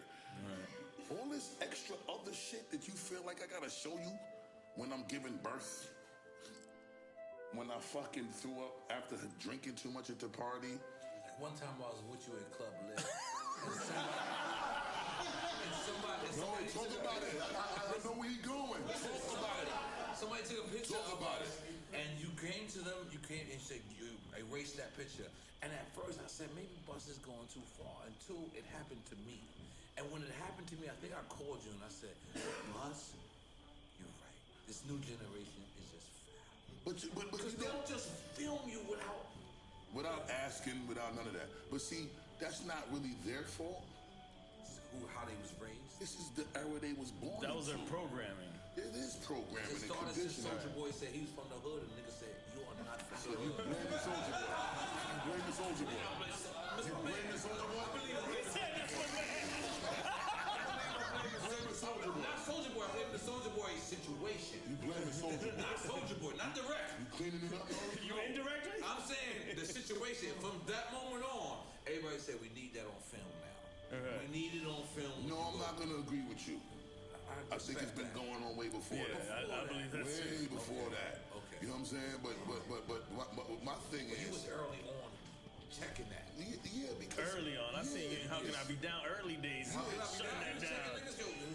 Damn, it's In crazy. 94. It's crazy that you said that. I was just rocking with Peter Thomas in fucking Atlanta this weekend during the Caribbean Carnival weekend. That's when I see you shutting phones down. This is it. Pull up. Salute. This is Busta Rhymes birthday. Make my Busta Rhymes. EL2 the rap for God, baby. Motherfucker, right. G's and Weeds, Mama G. So. There's some things that you may not know about me. There's stuff I haven't told you to. There are only two people on this planet who know everything. We're taking it to the grave. You need to get out of my house and get out of New York. Hands on the table. So what are you gonna do for this film? I don't want to end up like you. I need every document he has on. The reason why it's an issue for me, I think a lot of us can agree that come from the 90s. You know, I'm still a Reaganomics era child, right? So a lot of crack. I mean, He doesn't automatic. it does mean that. That's what it means. And because of what we was doing, two things. You wasn't allowed to talk about it because it was self-incriminating. And you avoided the cameras. And number two, task force and D's and feds was coming around filming you without your permission to get intel against you to build a case. Why the fuck would I be comfortable with a motherfucker just randomly filming me, especially now when the police look like the niggas you hang out with? Right. See, at least the police back then ain't look nothing like the niggas we hung out with. Now these niggas got tattoos, throwing up gang signs and the whole shit. They form a gang members in some cases. That's what I'm trying to tell you. Fake blunts and everything. These niggas is gang members and the whole shit. So what I'm saying is, I need to be very concerned, Right. especially with the experience that I come from and the knowledge of self that I come from, and just the shit that I done been witness to. I'm gonna tell you If something. you filming something, I just want to know. Look, and I'm approachable.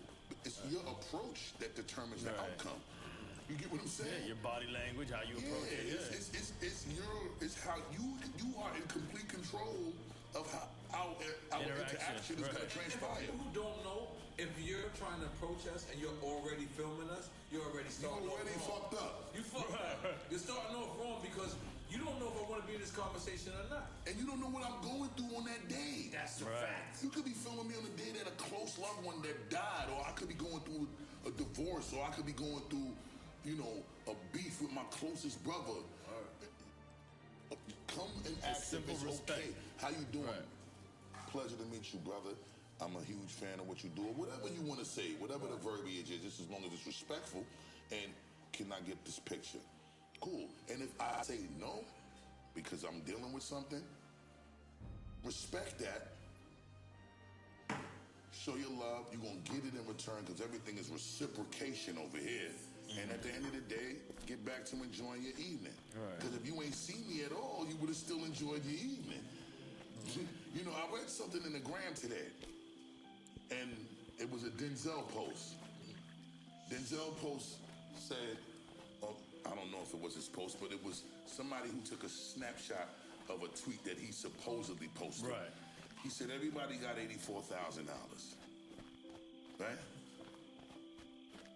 If somebody took $60 from you and you was left with $83,540, would you risk losing that $83,540 over just $60? Right. I don't know the right answer. Let me answer the jewel. He says, everybody got 84,000 seconds in a day, right? Would you let somebody take 60 seconds? Would you risk 84,540 seconds of your day for 60 seconds? You killed that. You killed that, Jake Bay. He killed that. Oh. That 160 seconds could destroy the rest of your 84,540 seconds because you being impulsive. There's a bigger picture. Let that nigga have them 60 seconds and hold on to your 83,540 seconds because that 60 seconds ain't worth fucking up all of that. You feel me? So that's the jewel at the end of the day. That's the jewel. You can't let, even if your interaction is wrong, and I learned this the hard way, right? I caught a few assault charges. All of them shits was based on respect that I felt was being compromised. It wasn't worth it. I went upside niggas' heads for no reason, but that's a pet peeve for mine. When I was younger, see, respect is everything in my upbringing. My mother, my father, we a West Indian house. West Indian culture is a proud people, a very proud. And let me be clear. We're gonna make sure there's a distinguishable difference from that proud boy shit that they talking about. And a proud people. You understand? With that being said, the proudness of the West Indian people is as a result of the great suffering and sacrifice that we have been able to rise from. That proud boy shit, I don't know what the fuck that shit is about, but I'm not fucking with none of that. And I hope ain't nobody in this room fucking with that. But what I'm saying is, at the end of the day, that's how I was raised. So, respect is important. Proper manners is important. Proper code of ethics is important. And etiquette is important. So, if we meet each other And because you want this picture and I don't give it to you, you want to be disrespectful, 99% of the time, it's not going to result in a good way. It's going to be reciprocated from you. It's going to be reciprocated and given back the same way you initiated it. Because, boss, let me say something for 1 second. Because a lot of people forget that we're humans. That's a fact. And the thing is, I get that, you know, we get a certain persona of us that we are, you can talk to us and you do know us, but at the same token, we are humans. Like, if I want to walk into a restaurant, why can't I just walk into a restaurant? Why do I have to be stopped? A lot of people don't just understand that if you was just a normal person, which we are, we're just normal people, it would be taken that way. So, because I remember it was footage of you, I think it was outside a club, Live, right? And somebody said something to you. And I forget what it was, and the footage went viral. I'm trying to recall. Yeah, because was it Live or was it something else? Fountain Blue. It was Fountain Blue. Well, that's Live. That's Live. Fountain Blue. And the thing is, see, people think that they just can say anything to us, like, because as rappers, if you say, yo, listen, yo, give me a moment. Like, I was just in my hood, I can't say this person's name, but he needed to holler at me, and I just told him, I said, you should just give me a minute. I could imagine, I don't know how he felt, but I really was in the middle of working, and I could imagine how he felt. So I wouldn't apologize in advance, but I can't say his name because I don't know if he felt that way. But the thing is, a lot of people don't realize that we're human.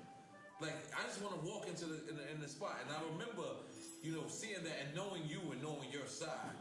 So you don't remember that, you said, No, I actually remember more than one situation. My bad. But, and you know. At the Fountain Blue. Oh, wow. That's what I'm saying. More than one. Wow. So, outside of Live and parking lot, valet area, and in the hotel, by the swimming pool. Do you ever underestimate how famous you are? No. Okay, you know. No. I don't underestimate that. I work hard for that motherfucker. But what I do sometimes misconceptualize is people's consideration. I think sometimes we don't consider each other enough. And I'm guilty of that as well. Sometimes I think, I'm completely apologetic to any and everybody that I might have offended and might rub the wrong way in the future. Like, y'all gotta understand, we're human beings. We all have our shortcomings. Ain't nobody perfect. Right. We have our flaws. It's okay. Right. If we are rubbing each other the wrong way, let's have a civil building discussion about it. Right. It ain't gotta be long and drawn out, but before you get to the level of 0 to 100, there's every choice comes with an invoice. So be mindful with what you're choosing to do when you deal with me. Definitely stealing that bus. He already stole it. Every choice comes with an invoice. It's hard. I'm sorry. It's the same saying as every choice you make, you got a price to pay. Right. It's the same saying, just done in a different way. But what I'm saying is, Perfect throw. Perfect throw. But what I'm saying is, you know, it's the same thing, vice versa. We do have to be mindful of how we deal with people. And their excitement, too, that they don't know how to act sometimes. That's what I'm saying. Right. It's not like they doing something malicious or wrong. Sometimes. You have your characters that are trying to use fan shit to troll and get a fucking follower by filming the disrespect. But see, that's the real risky gambling part because they can't control the outcome while it's being filmed. So be mindful of what you're doing. But what I'm saying is, at the end of the day, we still all have to be considerate of how we deal with each other. A lot of the times, I have become a lot better with being able to say, if I tell somebody, nah, this ain't the right time, I still shake their hand, pull them in, give them a hug, and help them understand why it's not the right time. instead of just saying it ain't the right time and bouncing on them and making them feel like I ain't even acknowledging or appreciating the love that they trying to give me. You know what I'm saying? That's important. Understanding is the best part. It's the reflection of knowledge and wisdom. And do you understand what kind of fan do you have? Like, because like I had to narrow it down, like me at one point, right? I had to, well, they know where I'm going. Like I got drunk fans, right? So no, I'm dead serious. Like, even before Drink Chance, so I had to realize that some of these guys are coming up to me aggressive, right? Because they think that's what I want, right? They think they thinking what, right? So they come up to me on some what energy, and I had to let them know, like, nigga, that was a record. That's real shit. Sorry. That's real shit, though. That's real shit. So I be having, and then I had to realize, because my Uncle Wise, you know, Uncle Wise is a big guy, and I had to kind of explain to him, because Uncle Wise would just be so protective, and I was like, you know, certain people's energies I read. Who's Uncle Wise? Uncle Wise is good. He in VA. He got something in the family. Uncle Wise, You know, ex-girls man, who married the fans. The fucking fairy tale stories. Yo, make some noise for Uncle Wise. I would have to literally look at somebody and say, look, their energy might have been aggressive, but their words and their character was so passive. It was just, yo, I love Nori. You know what I'm saying? Bro, I did a bit to him. But the way they saying it, you would think there's a lot of passion in it. But what they're actually saying is like, that's just regular fan shit. You know what I'm saying? So did you ever get a chance to say, you know what, I identify a Busta Rhymes fan? Is there a Busta Rhymes fan type? Because my type is drunk. No. You're absolutely right. Yeah. The Busta Rhymes, the majority of the time, the Busta Rhymes fan that I notice on the majority level is the ones that want me to do the woo-ha and all of that animated shit in the videos all the time on site. On site. Like as soon as them niggas ask me to do it, it's like I'm supposed to do it on some wind-up dog shit. You know what I'm saying? Like I ain't gonna front, and I think the little bit of frustration that comes from it for me is that when I try to help them understand that that's not who I am 24 hours a day, right. The letdown that I see in them, that fucks me up. They think you Hollywood. That's exactly what that's where they go. I'm like, there's so many levels before you thinking that I'm just on some funny shit with you. I'm not on no funny shit with you. Steven Seagal ain't with Screwface all day. That's what I'm saying. What the fuck is wrong with you? This analogy though, my nigga. Steven Seagal is shooting Screwface and what? Yeah. Ain't no on that. Come on, man. I'm sorry. No. But that's frustrating for me because I don't want to let the love down. I don't want to let no one down that is genuinely showing love and that genuinely wants to express their love. You don't think that's the trade-off of the mystique? Because the people who don't give that mystique, when the fan approaches them, they see them shit fart and piss, like you said, and they like, all right, we taking you on all human. That's deep. But the mystique, they see you as a god. I think that might be that's a jewel. That's a jewel. That's a serious jewel. Nigga, you fucking me up. Where's this EFN been at? That's Nigga, a for 12 years. I'm just like, that's a serious jewel. No, that's ill though. Because I mean, we do know that absence makes the love grow fonder, makes the heart grow fonder. So yes, it does make people hold you in a higher regard the less they see you. But that perspective, and particularly interesting perspective, I haven't looked at it from that perspective. And we might be right. I think, them seeing you shit, fart, piss, and all of that, and not getting that when they see you, is where the letdown comes from. But the mystique is what makes the letdown greater. Right. You're right. And let me just tell you something, Bus. The thing You're about fucking right. You have the biggest wide It's unfortunate. It's very unfortunate. You actually had records with Mariah Carey and Janet Jackson. Like, I'm not gonna lie, I was counting your money during the Janet Jackson. Are you not? This nigga is rich. Yeah. Like, yo, everybody got $800,000 video, $750,000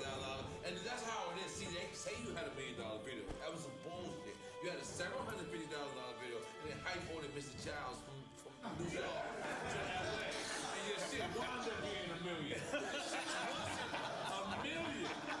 But shit started 2.5. He was disrespectful out here. I'm just being honest. I went and I looked at the records. Nigga shit was $9.90, $8.40. You know what I'm saying? And then you over budgeted, and you hit $1 million. Because the niggas wasn't co-signing $1 million like how y'all think it was. They're co-signing $1 million. I'm being honest, but no, I'm talking the truth. Listen, they give you $1 million for the actual signing, but they really gonna give you $500, and then they gonna give you, all right, you want it, because that was it. Like everybody wanted $1 million budget, so Hype would be in cahoots with the label. I'm making this up. I swear to God, I really don't know if this is true or not. It's an educated guess. Educated guess. This is how it happened. Roll with me. All right, so Oh No was not $1 million. It was $750,000. And I'm sorry, I just bringing it right back to you, but let me just tell you how Hype caught me. And he's from Queens, so it makes it even worse. Okay, so $750,000. I went to the I had my shit was in the desert. I gotta say, this is fucking crazy. Hype Williams, listen, man, hold on. It's my friend, okay, he's my friend. Hype Williams. Yes. We love you, brother, but you was violent. He got us all. Let me tell you how disrespectful he was with me, boss. Let me just tell you this. It was crazy. I paid the budget, everything, right? So we in the middle of the desert. We're in the middle of the desert, boss. Listen. Got me in my feelings a little bit. We're in the middle of the desert. This is just so this bring back video, right? So we ordered the regular craftsmanship. So I'm like, all right, cool. I'm eating whatever is foul out there. And then I see these model bitches. These model women. And they walking out. They got chicken saute. And I said, wait a minute. Wait.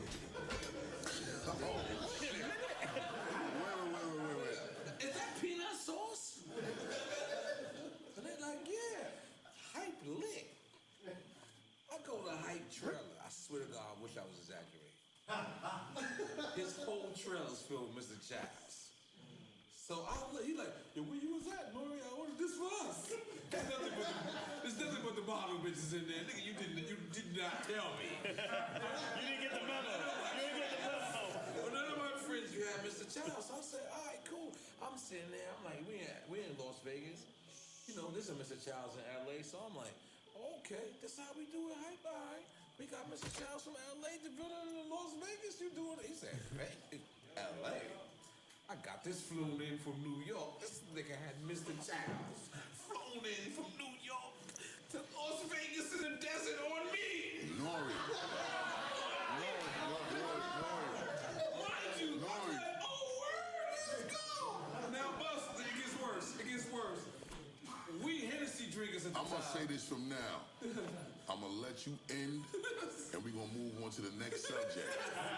I do not want to elaborate. I'm keeping it a buck. Listen, so I'm thinking we Hennessy drinkers at the time. He gives us a cooler full of some other shit. We sitting there drinking this other shit. Do you know what this other shit was this whole time? We mixing it with Pepsi. This nigga gave us a cooler full of Louis the 13th. Our bozo asses didn't even know it. We sitting there drinking it with Pepsi. The whole crew was like, oh my God. Louis the 13th, nigga? With Pepsi. We mixing it. Everybody's looking at us like, oh. Yo. It was such a Dave Chappelle skit. You should never give you niggas no money. So I felt like that. I'm sorry, boss. I had a flashback of Hype Williams. And I still love Hype Williams. I love him too, but we need to change the subject. $2 million video with Janet Jackson. Yeah. 2.5. It was actually 2.4. Let's stick with 2.5. Mr. Chow got ordered. First off, I'm gonna be honest. I think my wife would even let me get away with this. I don't think I could cheat with Janet Jackson, but Penny from Good Times, I think I get away with it. You know who Penny from Good Times is. You ain't got to ask me no crazy shit like that, my nigga. You get a chance to film with Penny from Good Times. How does this happen? You, Hype Williams, so, and a bunch of silver and platinum in the background. Let's go. This video, man. This video is so crazy. I'm sitting back like, Buster, this is so up. Terminator 2 movie, The Liquid Robot, Janet Jackson on a Velvet Rope Tour. She smell like peaches. She smelled like she was bathing in fruits and berries. I knew it. Can't front. Turn it this way, man. We can't front. Everything about Janet is an immaculate conception. Right. I have not yet. No, not that I have yet. I have never witnessed the flaws. Right. That's hard. Everybody got their shortcomings. I never interacted with her enough to experience that side. That's what I'm talking about. So it is what it is. She's a goddess to me. So Terminator 2 movie, The Liquid Robot, Velvet Rope Tour, Angie Martinez. That's how it came together. Angie Martinez hooked you over Janet Jackson. Let's just throw the rumor out there right now. Nah, what happened was... Throw the rumor out there. Right now, though. Right now. It was never a rumor. Let's get that straight. Just play. Janet was on Angie Martinez when she was on High 97 promoting the Velvet Rope Tour. And Angie asked her if she ever worked with what hip-hop artist that she has never worked with that she wants or would like to work with. Right. She said Busta Rhymes. I'm in the whip driving and I had to pull over. I couldn't take it. So you hit it on Twitter back then? No, I ain't doing Twitter back then. What's Twitter back then, bro? I know, that's what I'm saying. This is 98. Yeah, so none of that what existed. did you do? Two-way page? Somebody? I called Mona Scott. There we go. Mona, I need you to get in touch with Janet. This is Tell great. Janet I got the song for her. You already had the record? I have no song. Oh. He's playing poker. I didn't have no song. When I found the song, and she got in touch with Janet, and Janet was with it to talk, and we got on the phone, and she was with the whole collab idea. So we got the song done and sent to the ref. She loved the idea. After that, now it was about coordinating. Hold on, you got another shot? Because I got another shot. I don't know why Another another shot shot is right over here. here. You know What we playing? Come on. Listen, man, Buster can drink. Salute. Salute. He is a drink champ.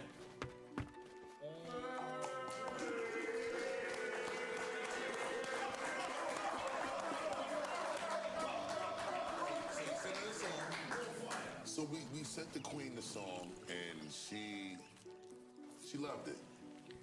Now it was about figuring out how we gonna get the song recorded. So we had to go through this particular protocol because we fucking with a goddess. It's royalty. You know what I'm saying? You can't just book no. That's music royalty right there. You know what I'm saying? Janet's the type, she wouldn't walk in this room, she make this whole room get cleared out. She walk in. No.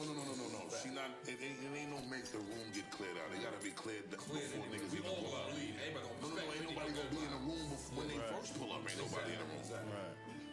So it had to be advanced, obviously. Security pull up. Well, she picked the studio, and it was a neutral location. It wasn't nowhere that she would be expected to be. It wasn't nowhere that I would be expected to be. She's in a gang. Janet a gang banging? She did neutral? It was in a neutral location. She's a neutron. But this sounds like Janet is a gangster. It ain't got nothing to do with gangbanging. It just had to do with everything that was not to be expected. It was for her protection. Where she might have been, or where she's known to be, or where I might have been, or where I'm known to be. Because her security got earpieces, G14 class. All of that shit. Secret Service level shit. Secret Service shit. It's a fact. So they advanced the spot. She picked it, sent us the location. We approved it. Let's go. Green light. Now, we got to make the environment sexy and comfortable for the Queen. Go do my research. What kind of candles she like. What kind of flowers she like. What kind of fragrance she like. Get the confirmation on all of that. Decorate the shit out the room. In my mind, you was laying Erykah Badu pussy incense. In my mind, what the fuck, man? You know Erykah Badu got pussy incense. And pussy candles. Yeah, she got sense.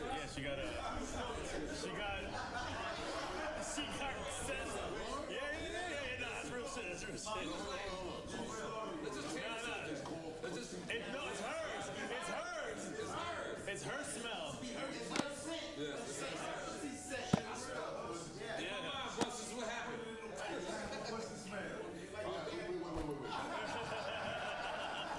I need a break.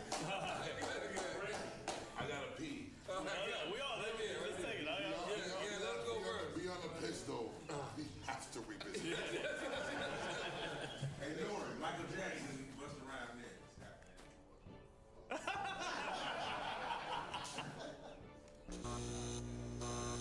Hey, boss, you here?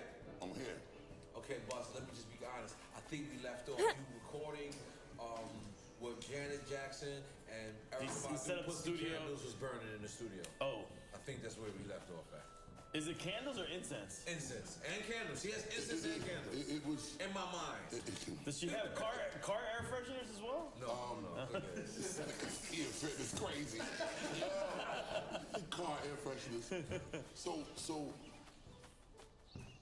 like I said, we did the investigation to see what the queen likes, flower-wise, fragrance-wise, and just decorative shit that just create the mood, set the mood.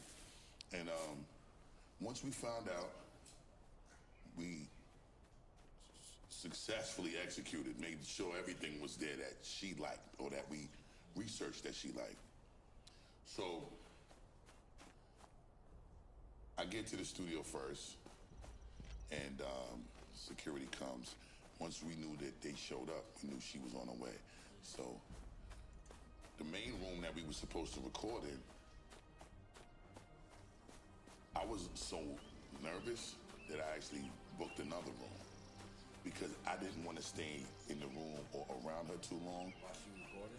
No, I just didn't want to be around her too long, period, because I didn't want to do nothing wrong. That's very rich. That's like, let me book another room. Yeah. You lock out the whole studio. I'm counting your money. He wasn't being rich. He was being careful and respectful and proactive. Let's be clear. Them sessions back then was like 3,000 a session. A lockout. That's a fucking fact. So that's the rich part. It might have been 5,000.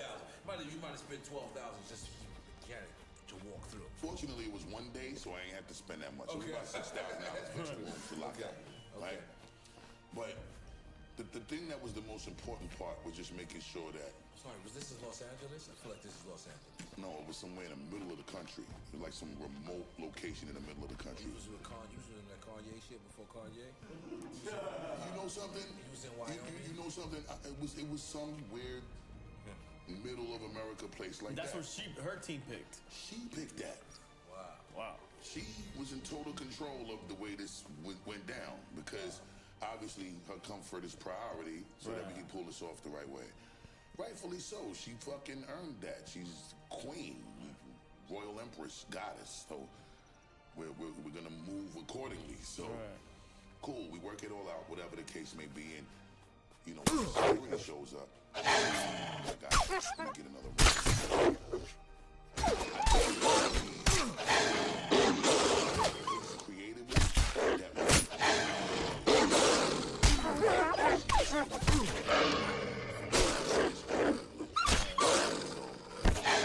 So that I wouldn't be in the same space with her. It's something I laid all my horses in another room. My shit could be done right away. I'm not the whole section. You're giving her space as well. I'm giving her absolutely. That was the most important. Not doing nothing that was gonna be extra around her. Right. So we get it done.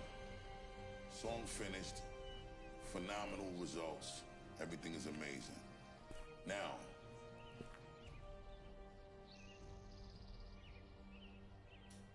it's time to shoot the video.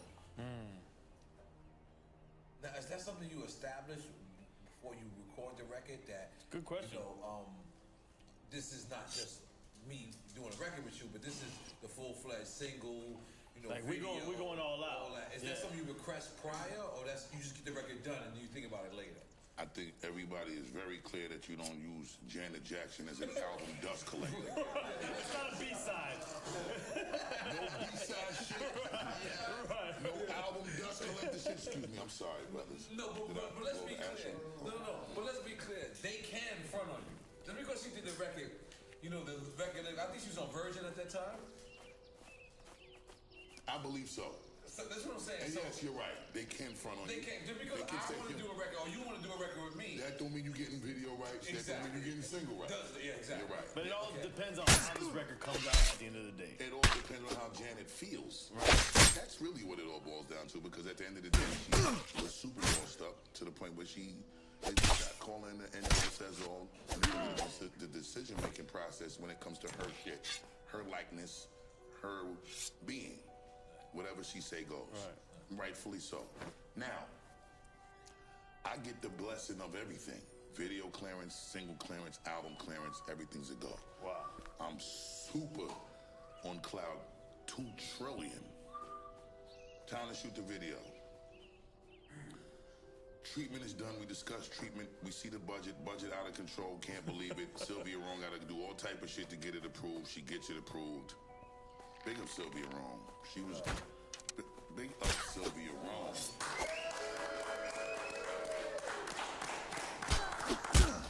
Mother of my career. She helped introduce Busta Rhymes to the disrespectful tax bracket in conjunction with Violator. She also was extremely passionate and committed to making sure that whatever our dreams were, our ideas were, she saw it through, even if it might have meant some backlash for her.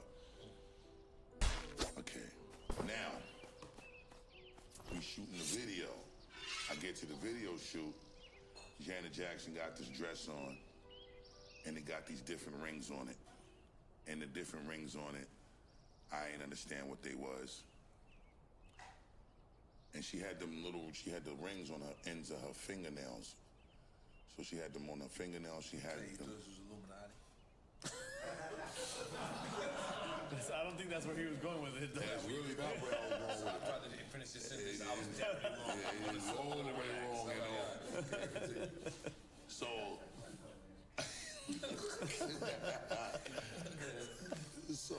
I'm looking at these rings, and I'm just like, yo, what? Queen, what's the significance of all of these rings? And she goes, this is cock rings. Whoa, just straight up. She said these is cock rings. I'm trying to understand you correct. Nori, I don't feel comfortable furthering this discussion. We around a bunch of men. I already said cock twice. You don't need to reiterate it no more. That shit is a dub. It is what it is already. Use your imagination at this point. So something with them rings and the man's Johnson was conducive to each other. They go together. And this was news to me. I never knew nothing about this, and I didn't understand it. But I just thought that the shit was incredible that she was willing to go there for my video. Well, our video. So we do what we do, shoot the video, and the interaction between us was so beautiful because she didn't have any discomfort with allowing me to interact with her very sensually. So I was able to hold her around her waist, and we sticking tongues at each other.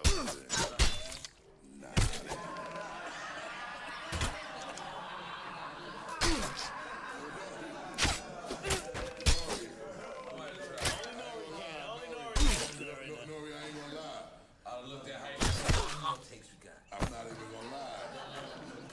And she'll let me get away with it. Like, Penny! You know, every man in their right mind is imagining, wishing, and hoping that there was an opportunity, even in a millionth of a fraction, for that to be a possibility. But unfortunately, it was a super dub. Respectfully so. Respectfully so. And would we dare try to ever cross that line in the sand, you was deserving of every repercussion that came behind it. So you don't even try your hand, and she commands a certain level of respect. That's not even worth rolling the dice on that type of shit. We So you did clarify she smell like peaches. He said the whole fruit basket. The whole fruit basket. Fruit cocktail. Fruit basket. Fruit basket. See, fruit cocktail got fructose and all type of. The basket is natural. Yeah, it's organic. Yeah, nah, I ain't fucking with the fruit cocktail. She's better than that. Goddamn, let's make some noise for Janet Jackson. Biggest fan of Janet Jackson. Oh, shit. So now, boss, now this is another thing. Now this is a great segment. You got a shot? All right, I got a shot as well. Hold on. We got a shot. Hold on. Yo, look, this is this foul shit in America. I'll be honest. I got a but I haven't seen anybody else touch bottle. This is and you are almost. No, I gave it to Charlie's your friend for real, man. Y'all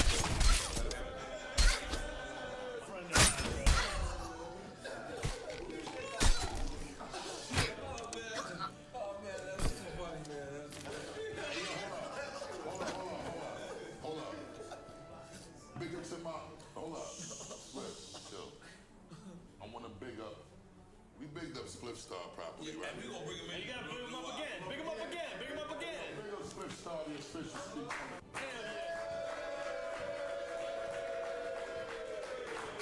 You gotta big up Spliff the right way. That's right. I gotta big up my brother Fuzzy the connector. Goddamn. Motherfucker. I gotta big up my motherfucking brother E. Nix from Fox. Greatest bond. So, the floor is yours, and I'm sorry. Holy moly, Dr. Mooney, I'm so happy. we really are. Okay, so what we was going? We was with Janet, and then you was going somewhere else, right? I think he was going to Mariah. Yes. Okay. So here's the crazy shit. Can I get an ask? I like the way he did that. You conducting this interview. I like that. He is the conductor. He's the conductor. Your name is your name is the conductor, Buster. Larry now. So listen, the crazy shit was Mariah was different. And I'm gonna tell you why Mariah was different. Because it was your turn in my opinion, looking from the outside in, not to be selfish. Because Mariah recognized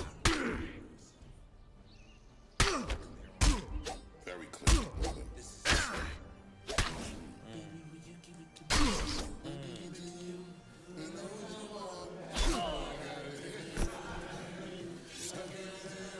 I know what you want. That was with your crew. Yes, sir. What made you say I got a favor from Mariah Carey, the princess, from the Alps of everywhere? The Alps of everywhere? No, I didn't think of anything else. The Alps of everywhere is pretty She's such a beautiful person. She's an angel. Like every Christmas carol should be her. Every time Santa Claus comes to see you. She needs to use that as well. Every time Santa Claus comes to see your kids, in my mind, Mariah Carey's driving the city. You know, but you said to yourself, I can take my Mariah Carey favor. Hold on. What you said? Let me put my. Let me be honest. I made the record with my crew before we called Mariah. Because She was plan B? no, she was never plan B. She was always plan A. Okay. But see, the collective of all of us was the plan A. If the collective of all of us didn't work, then I would have had to create a plan B. So it was always plan A. So me and Split was on the tour bus because there was a period of time for like 4 years. We definitely did. We just did. I need some water over here because now I gotta start. So me and Spliff, there was a period of time where I just refused to ride on a plane commercially. And I also, like, from childhood days, you know, we as children, you riding in the car, you on a parkway, and those long little, semi-long drives on the parkway. As a kid, that shit was relaxing. Right. The fucking engine humming and the fucking just the coasting on the parkway. You ain't stopping and going with traffic lights and shit. Eastern Parkway? No, I'm talking about just regular driving in the car with your. You know, Dory crazy. Jamaican shit right nah, I ain't know about Jamaican part? Can't stop me in Jamaican for a second. All right, go ahead, You know, as a child, though, you know, the way I grew up, I always loved being in a car, just being driven by my father. I fall asleep in the car every time I'm with my father driving. And, you know, when we on the parkway and we driving, we going to visit family in Queens or we going to visit family in Long Island from Brooklyn. That shit just was relaxing to me. So I fall asleep all the time. You felt safe. Yeah, it was safe, it was comfortable, and it was soothing. Between the music on the radio and the motherfucking feeling of the car moving at 70 miles per hour and the fucking engine humming, right? That shit was relaxing for me. So I really appreciated being on tour buses. You know what I'm saying?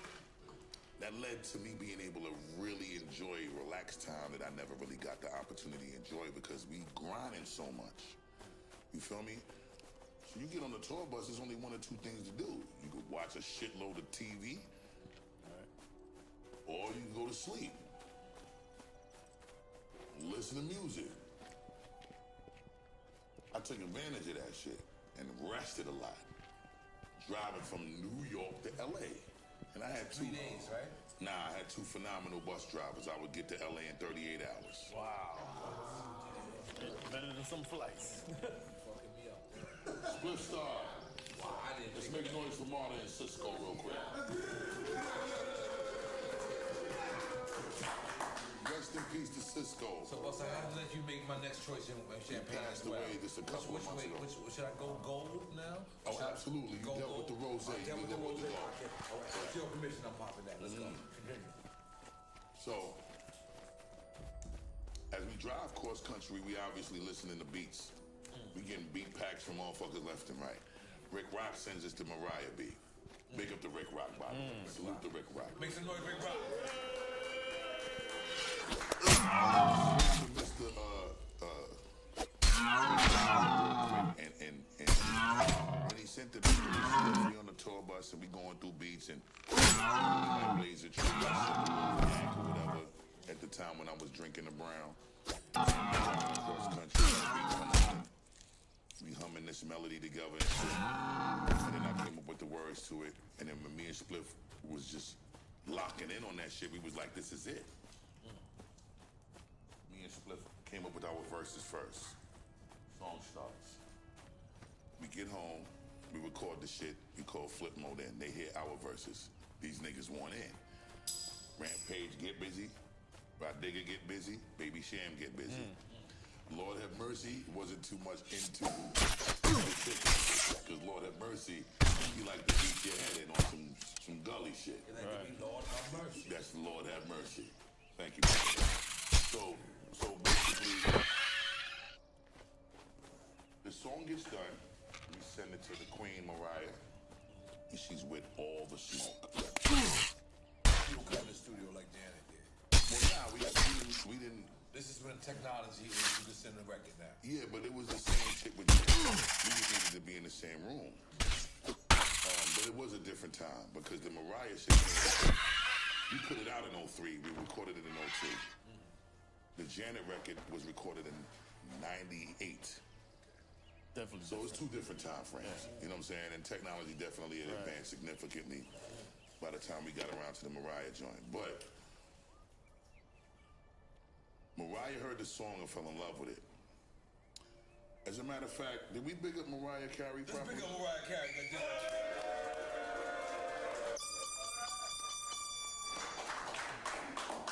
I'm not gonna lie, if Mariah Carey or Janet come here, I know that my niggas is gonna sniff their chair when they get up. I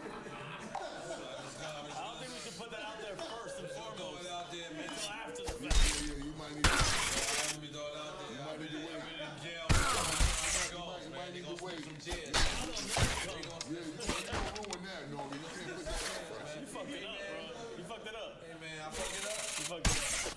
Damn. Listen, man, I'm sorry. That's why girls ain't coming to drink champs. Yeah, that's why. Hey, man, they gonna split some chairs, man. That's absolutely why they're not coming to drink champs. Make make sure you right. Make sure you successfully clean. What? So you gonna be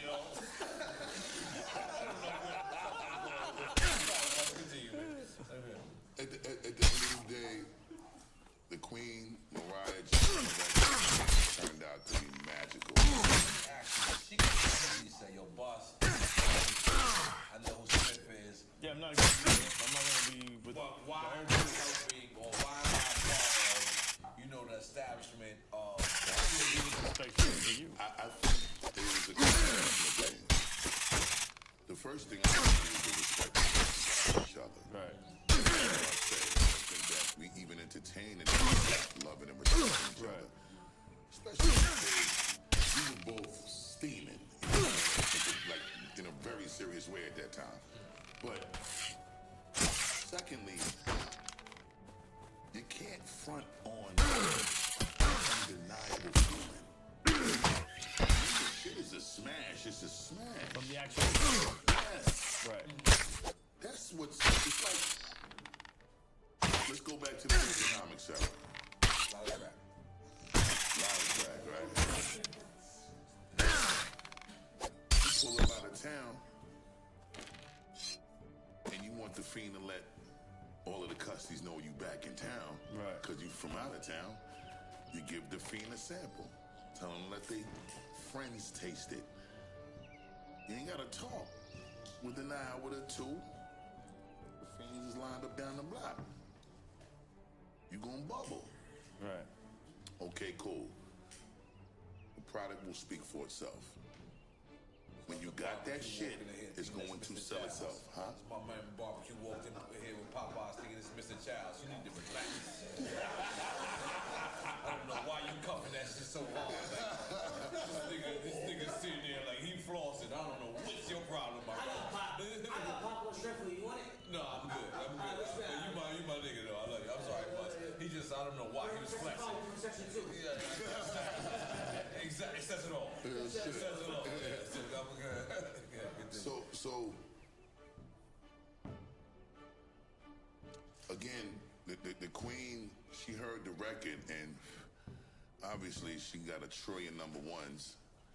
She done sold 200 million, 300 million records. She know what a hit is. But I mean, so she didn't question it. But absolutely not. But still, a hit with established artists and a hit with with people that's not established is a risk. You're right, but a hit is a hit. A hit is a hit. She heard it. She heard it. Listen, she envisioned it. She heard it. Thank you, EFN. There's no connection. That's the smartest EFN ever been. What the fuck?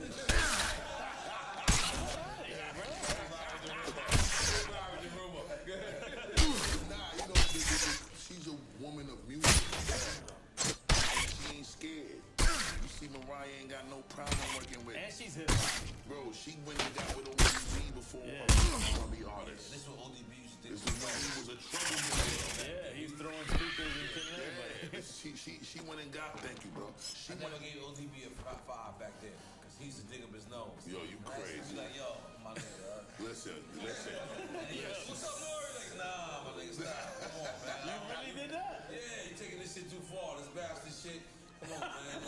You taking it too far. Yeah, man. That shit. That's why they did it in state property. That shit.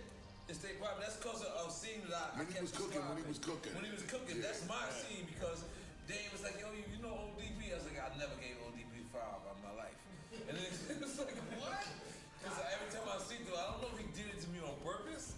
He probably did. Because, like, you know, ODB was crazy. I'm sorry. But in a great way. But I'm sorry. Continue. ODB was one of the first artists that made me feel like I love him. ODB had him. My brother. Out of control. No, my brother. ODB is on my new album, Extinction Level Event.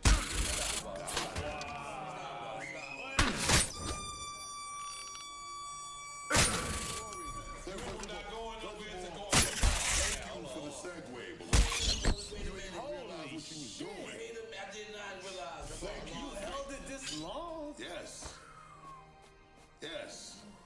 ODB, A Song Unique, Big Baby Jesus, Dirt McGirt, The God.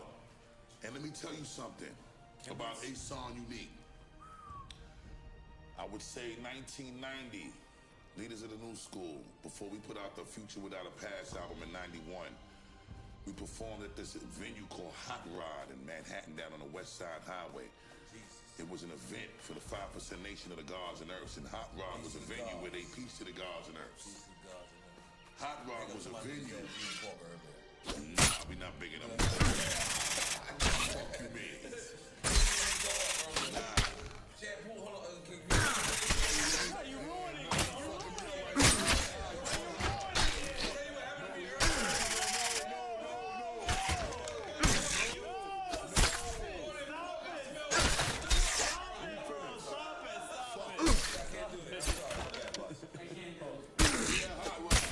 We are Hot Rod.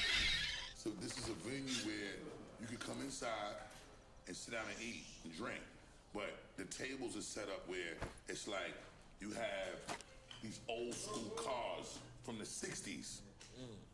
And you sit down in these little dining area where the tables that you were sitting at had like old school cars. You sit down, you eat, you order your food. It was kind of like some Mel's Diner shit, just a little more sophisticated and sexy because they had the old school cars as the areas where you would Mel's sit. Diner or Johnny Rockets? Johnny Rockets, you remember these? It was kind of like the both of them, right? Because they both had similar themes. Right, okay.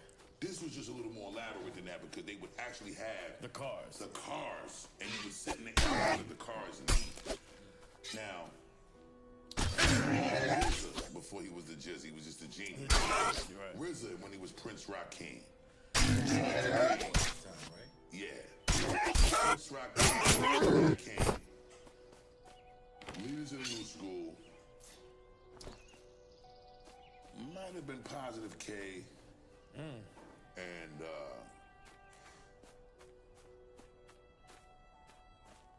was it Poor Righteous? No.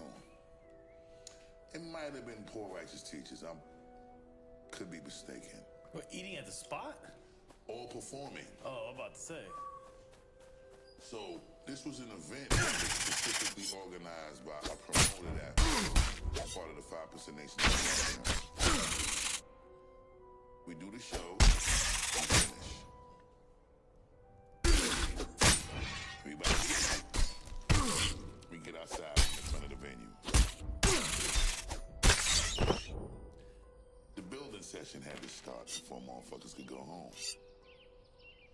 So everybody that was in the Nation of the 5%, anybody that was in the 5% Nation of the Gods and Earths, excuse me, had to partake in the building session.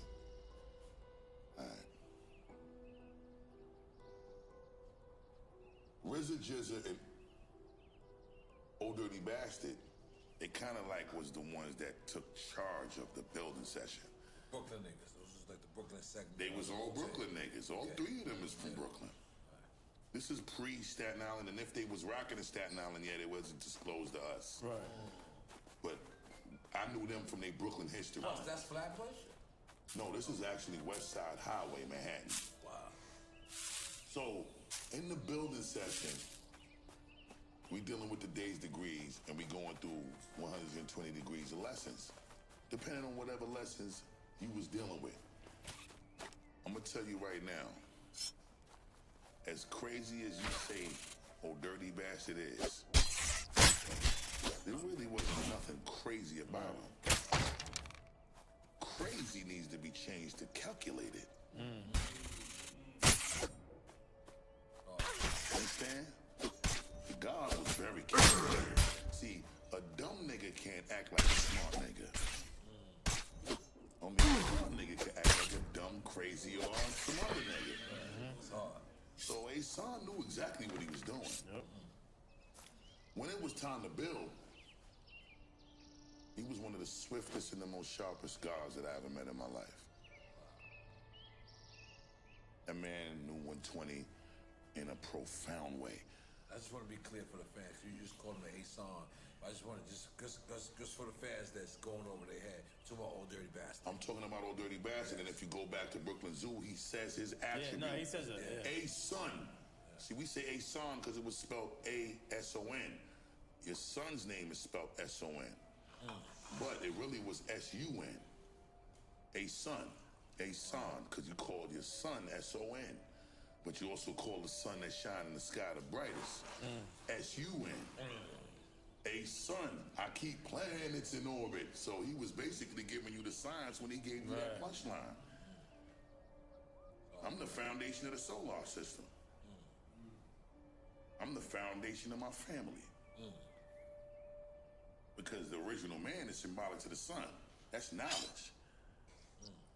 Knowledge is the key to all aspects.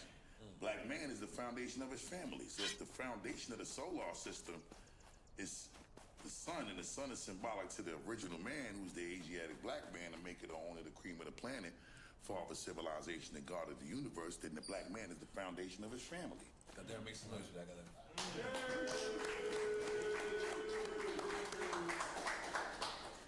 Now, we're gonna go from that to song unique. The God, old dirty bastard. That level of science that he was so swift with. I knew him from back then, and I bear witness to him back then being one of the swiftest gods that I ever seen. When it came to science and building with the other gods and the earth and the women, part of the population nation. And the way he connected with building sessions, he those that wasn't as swift with the science, and the way he held those accountable that said that they bear witness to certain degrees and dealt with certain degrees that they were not dealing with, was in such a profound respect that I thought that he was a avenger and a superhero. Because the contrast of him being so crazy as an artist, but being such a PhD and a scholar of high science was some other shit. It was a testament to how brilliant of a mind he was. All that digging up your nose shit and things that he was saying he was doing, yeah, he was doing that, but he was very calculated and I got so many stories about the God, man. It's gonna turn into an old dirty bastard. Champs, man. It's so good. We love Appreciate you know what I'm saying? I just love that brother. I love his family. Peace to the Queen Iceline, his son, Young Dirty Bastard, his beautiful daughters. And just look forward to the unbelievable collab me and the God got, produced by the incredible Knots on Extinction Level Event 2, The Wrath of God, dropping October 30th.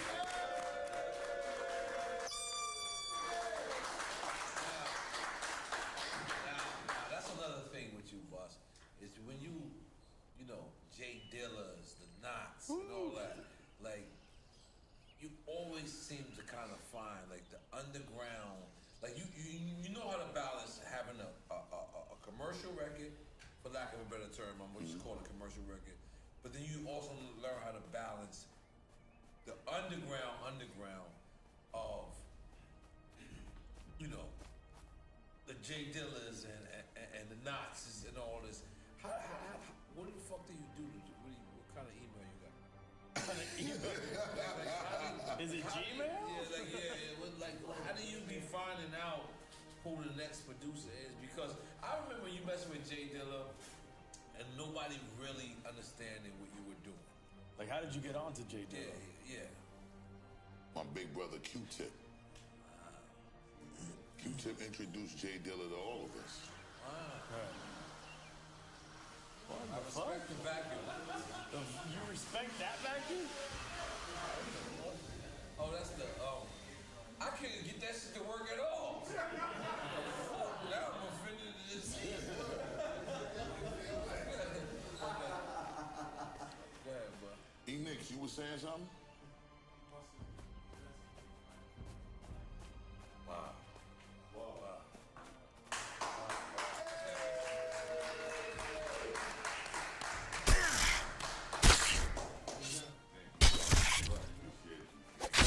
And E-Nix was the producer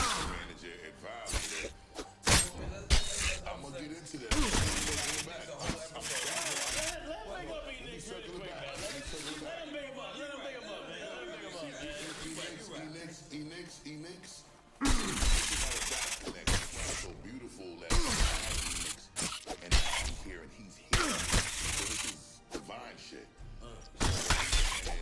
And bro was the producer manager and A&R. He was the producer of Violator Management. He was at A&R Violator Records. Two different executive titles. Right.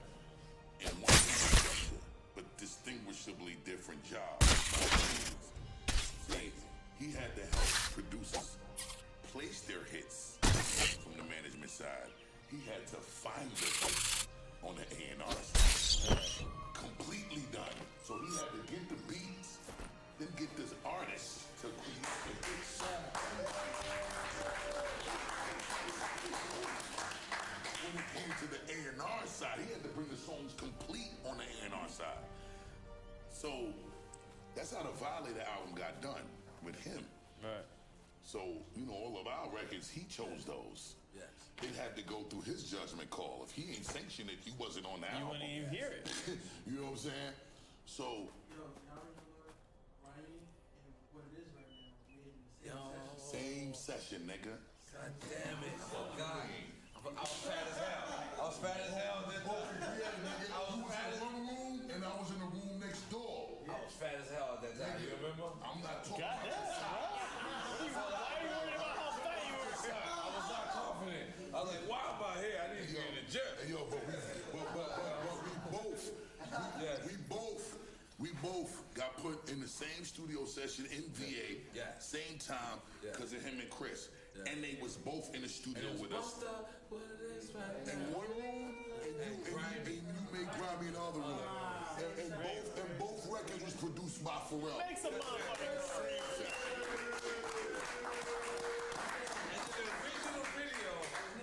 The original video was in LA. Yes. Yes. Hype Williams did that one. Yes. Yes. He did Grammy too. Yes, he did Grammy too. That nigga was sticking them both. Yes. For a long time. Hey, yo, big up to Hype Williams.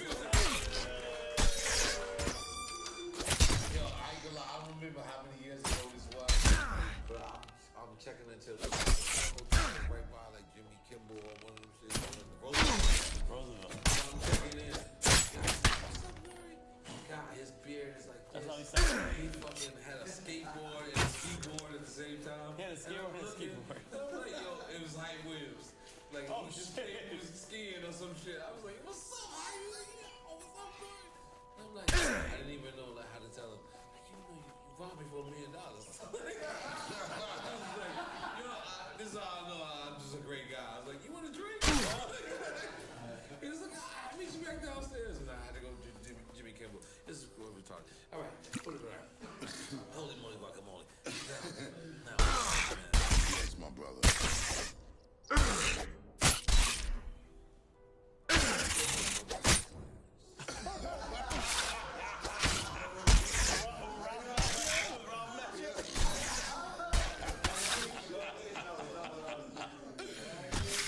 like the teach is like how to keep moving. Like that's, I don't know, like that's like a different type of art. What you do on. It is a martial art, bro.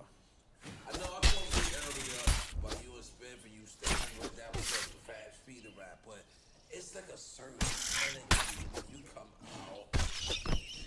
Nigga, we went to West Indian. We went to West Indian upbringing. High school, nigga. Junior high school and elementary school, nigga. That's what the fuck we went to. Me and Spliff. I'm a Jamaican nigga, he a Trinidadian nigga. My bro Webb is a Guyanese nigga. Y'all niggas got the United Nations of West Indies. And continue. DJ Scratchator is a Belizean. My whole crew is Caribbean niggas. Hip hop was given birth to by Caribbean culture. Absolutely. Jamaica gave birth to hip hop. Will be no turntables without Hip hop Jamaica. Is Jamaican. He's a yard man. Yeah. He's Jamaican. Yard man in the bomber club. Yes.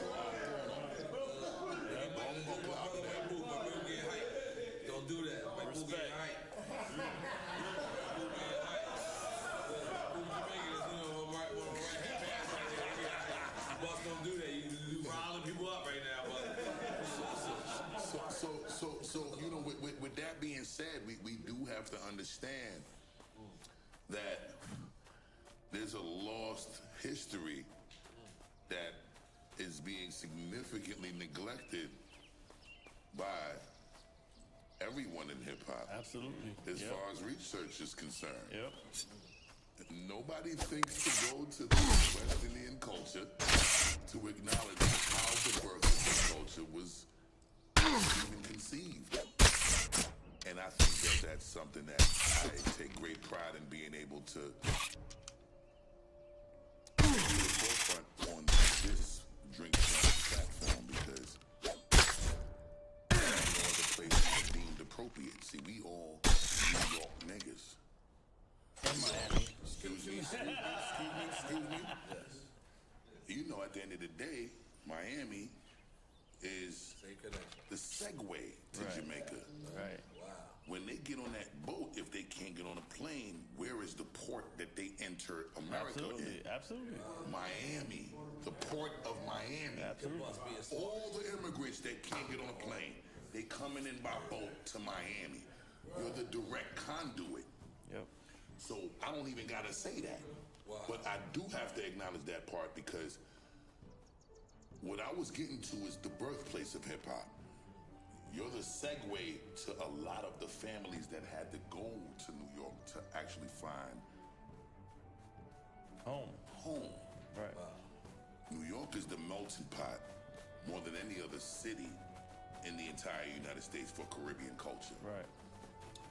Trinidadian, Belizean,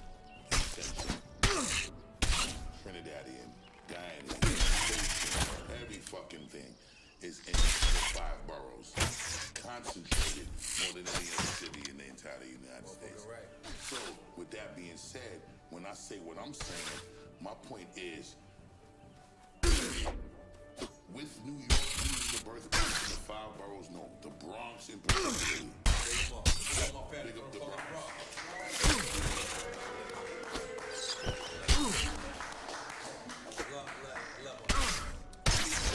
Yes, Mr. Mazon, motherfucking Mike Wolf, you know I love y'all. Chink Bang. Word is bond. Chink Bang, I already talked to you outside. You and the general, the motherfucker. Come on now, what we talking about? We talking about, you know, listen. The most significant and neglected component about the history and the research of hip-hop is its origin. Start changing that. Narrative. You can't just keep saying Kool Herc gave birth to it. Jamaica gave birth to it by way of Kool Herc. Facts. Through the Bronx. Through the Bronx. Through the goddamn Bronx. So...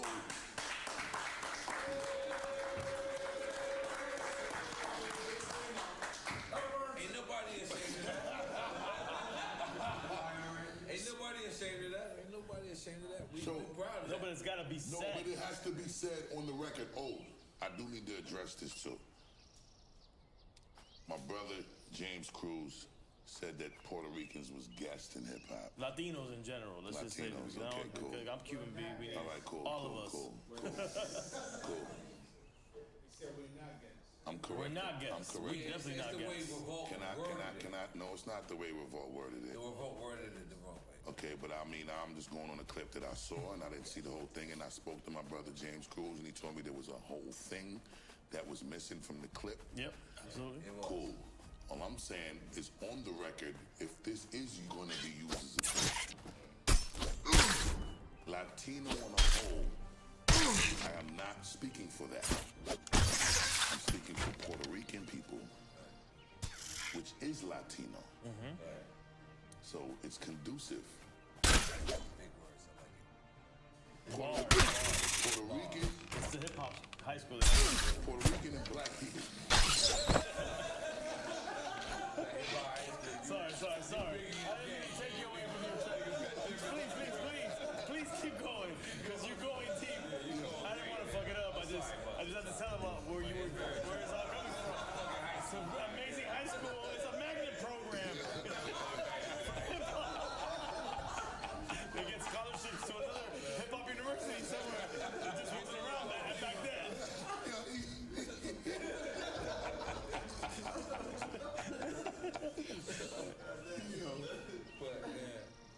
Puerto Ricans and blacks created hip hop. Period.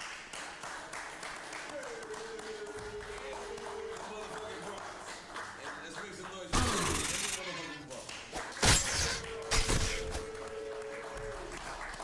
But real quick, before, and you tell me if I'm wrong, based on what you're saying. As a DJ, we all, I mean, I think most DJs know, there would not be hip hop, there would not be turntables without Jamaican culture. Bringing it to the sound set. Listen to what I'm saying. Hip hop is an embodiment of 5 elements. It ain't just DJing. That's a component in hip hop culture. 2 significant components. Just 2, though. Actually, no, it's not just 2. It's 2, and it's the most significant components because everything else came as a spin-off of that microphone and them 2 turntables. So it's the foundation. So Kool Herc still gets his credit as being the one who spearheaded the birth of the culture. But when I say it was created by Puerto Ricans and blacks, it's because Kool Herc ain't create breakdancing. Right. Graffiti. He ain't create graffiti. Right. Puerto Ricans had a lot to do with that part.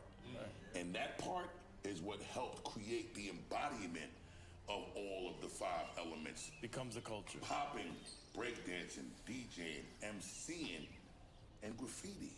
Right. Those are 5 elements that gave birth to the entire culture. And to this day, nothing has been added to it or taken away from it or changed it. Right. It is the end-all, says-all. And that's an undisputed truth. And truth don't change, only lies do. So anybody that want to talk different from that is a liar. Right. Sorry. And I'm the last one you could argue with. Right. My history is too long through my work and through my action. And that ain't even speaking about the research that I had to invest before I actually had the opportunity to show it through my action. So if 29 years is my professional recording career legacy, if I started adding the numbers of the research that I had to do before I even was allowed the blessed opportunity to be able to show in the niggas crates, as we all kind professionally of call it. You know that you might have taken to 35 fucking 38 years. Right. It took me 7-8 years to research and figure this shit out before I actually got on. You feel me? So all I'm saying is, I ain't got no time for that debate. It's a pointless debate with Busta Rhymes. Let me just share the information and you take the shit and apply it the way you're supposed to. However you like. Let's do this shot, please. Let's come on, man. This is Come on now. It's a hip-hop shot now.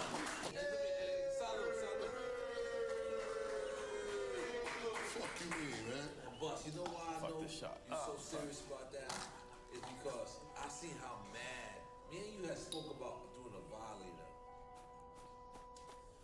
Something about violator. And when it did Nick, actually you see this? You see this, right? You see my segues? No, you see, listen, you see, nigga, first of all, I love you for this. Hey, yo, E-Nix, you see where this is going, right? Okay, cool. We had this conversation how long ago? Not even 48, 72 hours ago, right? And I see how emotion you got when you started to say, like, violator festival or violator should be happening. Nigga, confirmation next about my testament on this, bro. My sentiment on this, excuse me. And foresight. And like I said, we spoke on it earlier, but now it's time to get into it. Now it's time to get deep because there's 2 things I want. Yeah. One, maybe I'm naive, maybe I'm retarded, maybe I'm crazy, but I still don't believe Chris Lighty killed himself. Wow, you want to go there, bro? I'm just saying, I just can't. Am I naive? Can you? I mean, this is therapy for me, boss. You know, big up to Deuce with hood therapy, but this is therapy for me, because I've never really, me and you spoke about this. I just can't bust. I mean, how many years has it been? This is 2012. Chris passed, right, Nix? Yes. August 30th, right? Yes. I just can't. I mean, am I naive, Bus? No, you're not. There's a lot of complexities with the way the information is circulated about it. This is for my healing. Okay, so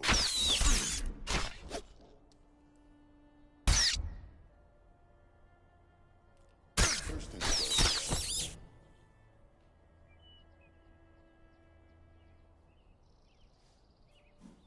I was with Chris the day before he died.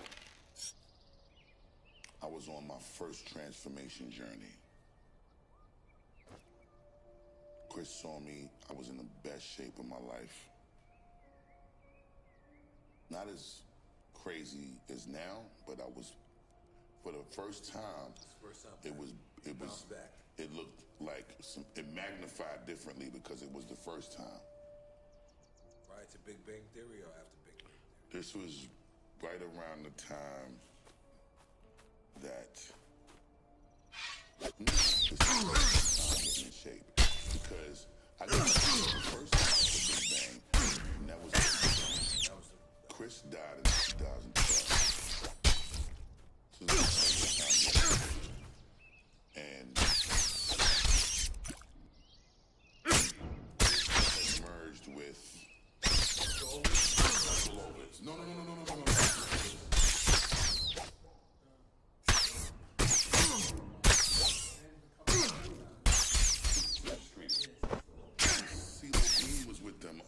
Primary Wave.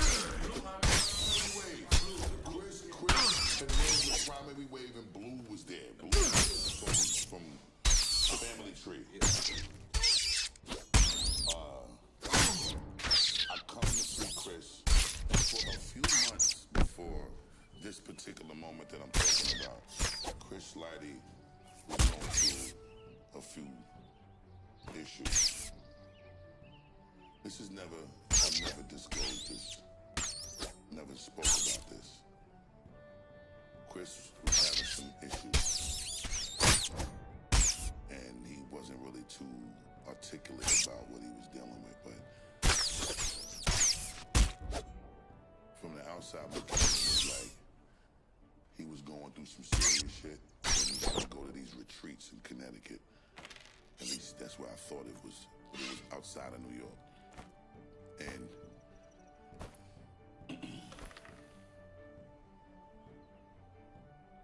whatever he was going to do, it was to fix and help him find a different kind of resource to balance out his spiritual mental equilibrium. I don't really know exactly what it was that he was going through, but I know it was for the first time I've ever seen Chris since Rush Management days in 89 and 90. We started with him. To that time frame, it was looking like Chris' spirit was broken. I was seeing Chris for the first time in a way that seemed like he was ghost in a shell.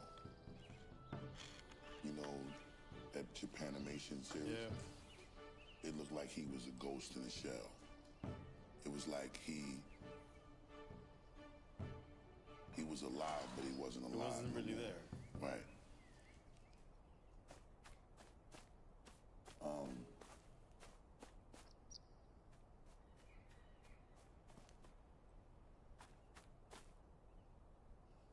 I was hearing things, I was seeing things. I ain't disclosing all of that on the but what I do know is that what he was doing to him wasn't good. You know, Chris he's a man's man. And I think a very challenging thing about the reality, especially is we're not really allowed shows vulnerability. You know what I'm saying? You ain't really allowed to show weakness.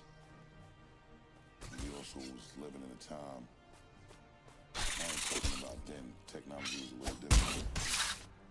Standards wasn't. You know what I'm saying? That to say, you can't let another nigga know when you in a fucked up situation because that man might use that information against you. So even when you really need help, reaching out to somebody for it was scary to do.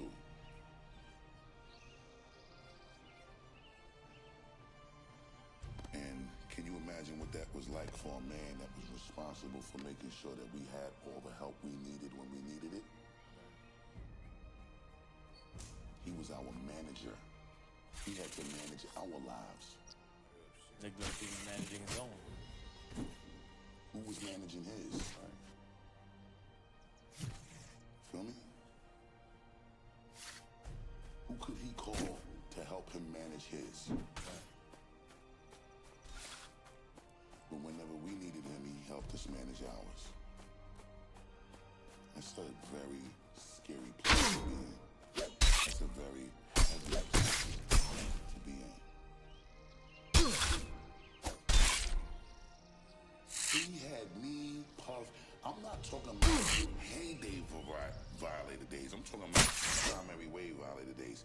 He had me, Mary, and Diddy. Mariah and Diddy. Big up to Mary J. Blige, by the way, everybody. He had me, Mariah, Diddy. Nori, you still was there when during the primary wave, or you slid already? Primary wave was who Violator merged with when Violator left 26th Street, across the street from Henchman Entertainment. I never left Violator. Okay, but I'm just saying, I never seen Nori in the primary wave. I never came back since niggas got shot up. Okay, but that's my point. Y'all taking this shit too far. That's why I'm saying. I never came back. No more, so I got my own office.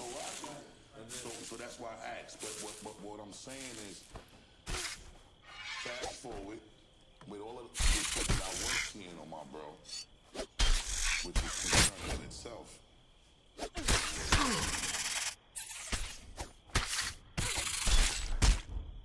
But it's still incredible. I want to come train with you. I'm talking about Chris to come and train with me. He had an assistant. He became a management rep of mine. Yeah, I don't think it no more, but I'm not talking about this nigga, bro. Say his name. I know you ain't saying you ain't doing nothing wrong. We got edits. Yes. We don't edit. I'm not talking fuck. We're editing. I want to talk about him. Thank you. But he was cool at that time. All right? Chris, me and the talk. Chris told him pack his gym clothes in a bag to go train with me the next day. Chris got in the car with me to take him to Grand Central Station to go pick up his daughter because he was coming home from college. It's the last day I seen Chris. The next morning I get a phone call. 9-something in the morning. Wasn't told that Chris was dead. I was told that something happened to Chris. What happens to us all the time? What happened to Chris? I forget the young lady's name at that Violator that was working with us at the time in the primary wave offices when Violator had merged with primary wave after they left 26th Street between 5th and 6th. Spoke to the young lady on the phone. She was crying. She said Chris hurt himself. Okay. I get a call from Mona Scott. She's crying too. Mona Scott tells me something bad happened to Chris. You need to go.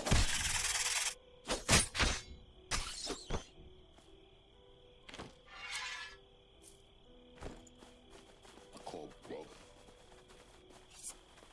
Again, I don't want to talk to you about this dude. I don't want to call his name.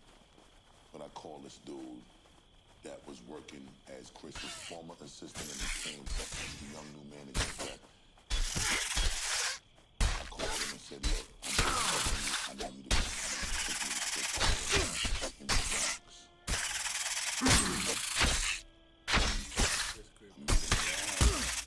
I've been to Chris in the Bronx. Chris had a $1 million crib in the city, 2 blocks from the office on 26th Street. He lost that crib and went back to the Bronx.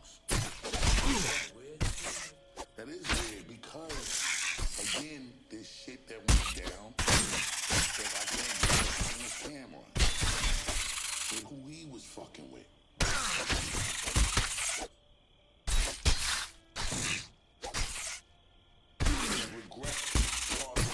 Progress back to go to the Bronx from where he was at.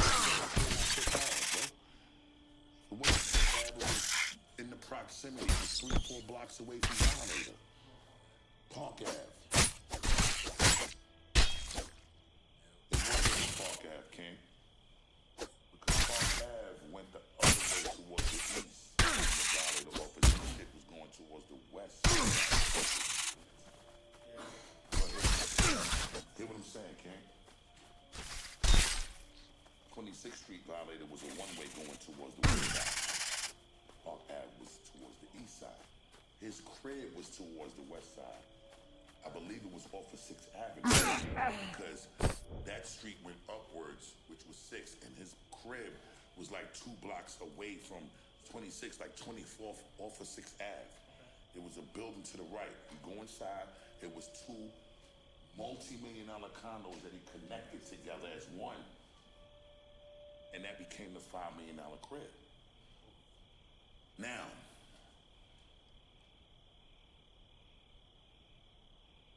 not to get too much into that, Chris ended up back in the Bronx. And when we get to the crib, Chris was dead already. I was at the house and I watched Chris' body come out of the house in a black bag and put into a vehicle with no windows in it. An ambulance or a coroner vehicle, excuse me. I saw that myself. And I stood out there and I beefed with Mike Lighty, Mona Scott, A.B. Butler, some of the other Violator members, the original Violator members, Chris, Ali, and the rest of them brothers, about where was Chris Lighty's belongings gonna go. Because everybody from Chris' side wanted his belongings out of that house and taken to a storage place that they controlled the key of.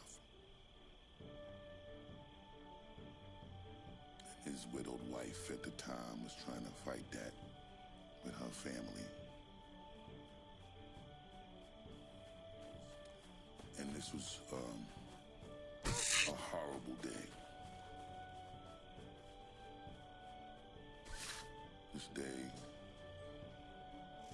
was a day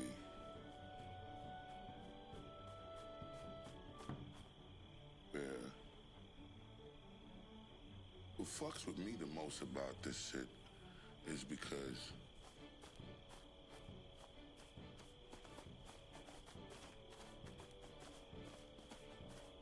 being the first Violator artist, Chris never came to my studio sessions. You feel me? So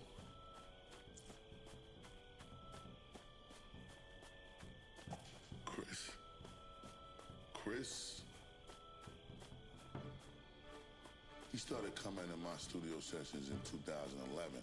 Mind you, I've been doing this with him since 89, 90. I signed my deal December 12th, 1989, when I was 17. I'm 48 years old now, bro. So he never came to my studio sessions. So, you know, I used to watch when all the other incredible artists came to the roster, and he was moving around with them to their movie He set up sessions. all your incredible studio sessions. He didn't set up none of my studio sessions. Like that, no. Chris ain't had nothing to do with my studio sessions. Chris set up all of my incredible record deals. But I'm not gonna lie, Buzz. I don't think you needed anybody. You would set up the soundtracks. Yeah, now I'm a micromanager. I'm hands-on about my life. I would go with soundtracks, and they would be like, "Are you a buster?" I'm like, "Jeez, Louise." Nah, but that's my West Indian shit. Though. You know, my mother. Take over any studio you ever rented. Any studio that I had the opportunity to work in, I'm booking my own set, and I'm signing my own invoice on the POs. And to this day, I'm paying for my own studio time. I told you yesterday you was in the studio. That's a motherfucking fact.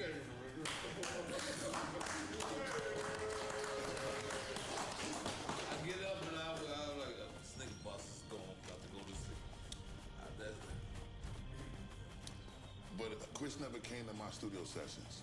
So to see when LL and 50 and Missy and Nas and Mob and Nori and everybody came to this Valley, the family, and he was popping up to sessions and from the other artists from Rasta, and it wasn't coming to mind. That fucked with me. I'm not gonna lie. It fucked with me.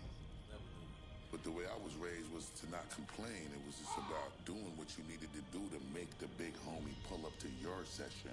Right. Because nobody cares when you complain anyway. Oh, ain't nobody listening to your complaints. They got a bunch of shit to complain about too. But if they ain't burdening you with they complaining, then what the fuck you gonna burden them with yours for? Do your job.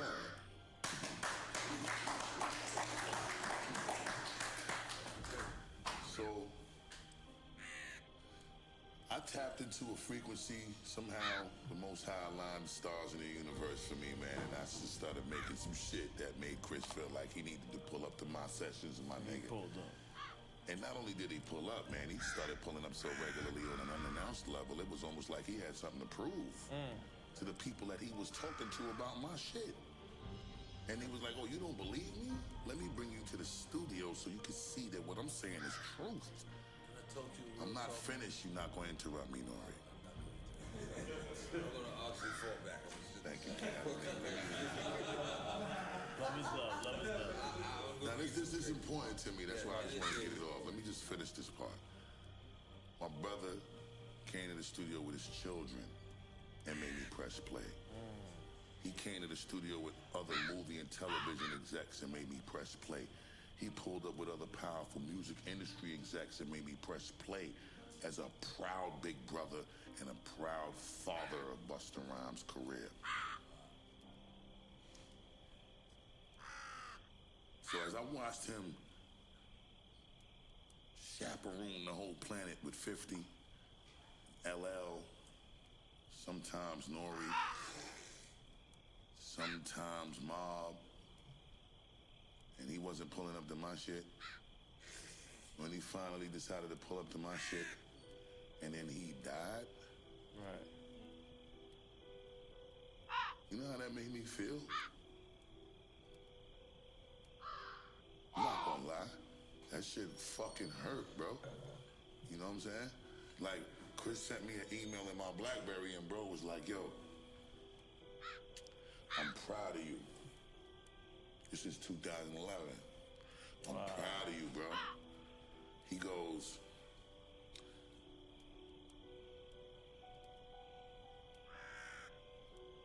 you finally did it. Pink Floyd didn't record their greatest album called The Wall until their 8th album. You finally caught that train. Congratulations, Busta Rhymes. Oh, so now you telling me that I'm, and this is ELE too. Back in 2011. I started this album in 09, 11 years ago. Wow. So he tells me this in 2011, and then you die? You don't live to chaperone around the planet with me? I feel cheated. I'm being shortchanged. This ain't fair. This ain't right. This ain't right. I was the first here. I don't get my turn, nigga?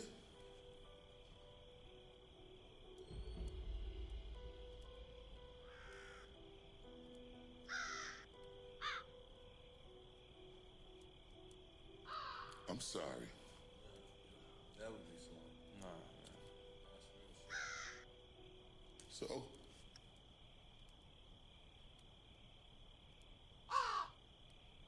I lose my father too while I made this album.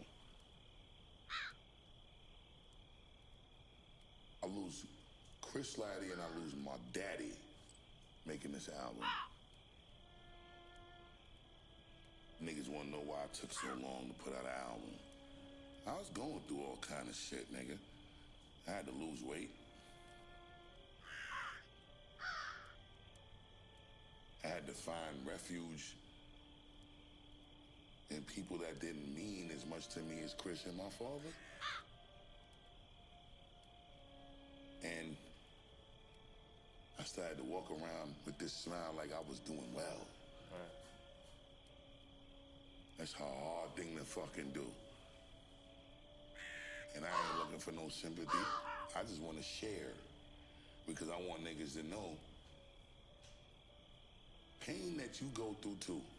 You can look at me and see your pain in me. Because ain't none of us exempt from suffering. Right. That's all this is about that I'm sharing. And it's therapeutically beautiful for me because I'm finally in a space in my life where I'm comfortable enough to share it.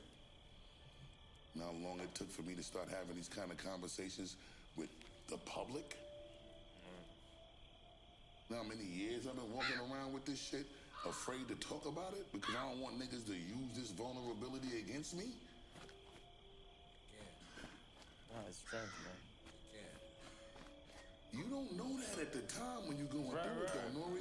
You know what I'm saying? No, I'll agree with that part as well. I'm saying they can't. They because I feel the same thing that you feel. We all feel. Nori, you asked a question that I ain't even respond to yet.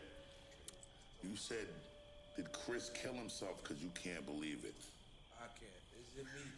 I'm going to say this to you. Is it me? I don't want to believe it. What he was going through?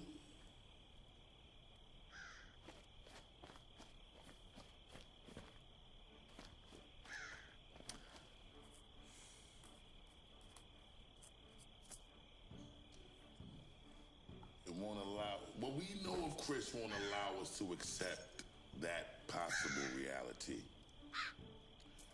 But what he was going through, I don't know if we understood the significance of how serious it was, neither. Feel me? So, I don't have the answer for that, but I'm gonna leave you with that. You can take that and walk with it and figure out what it is that you think I might be saying. But what I am saying is there ain't no statute of limitation to murder neither. So, I ain't gonna stop till I get to the bottom of it. I need to take a break. Yeah.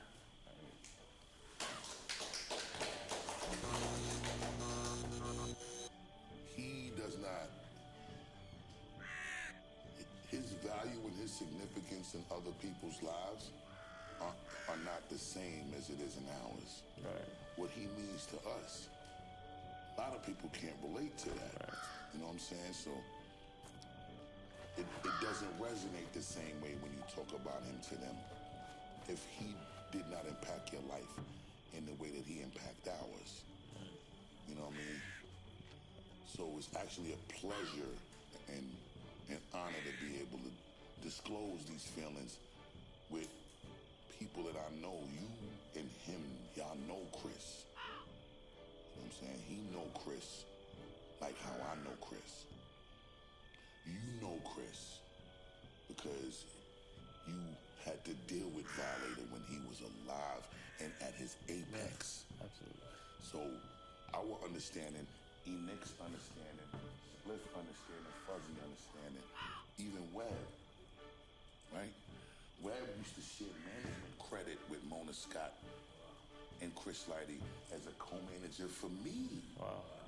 You can look at the credits for my first 3 solo albums and see managers Kevin Webb Welch for Flip Mode Management and Chris Lighty and Mona Scott for Violator Management.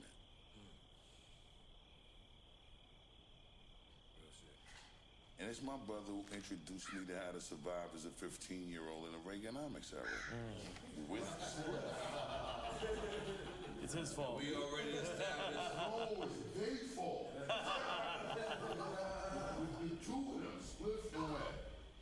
So. And you don't want no big head spliff, right? You good? Nah.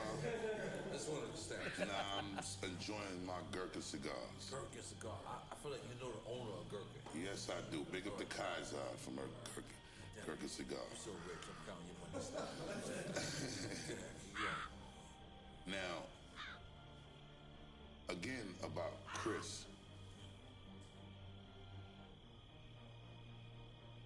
I just felt like when you was talking about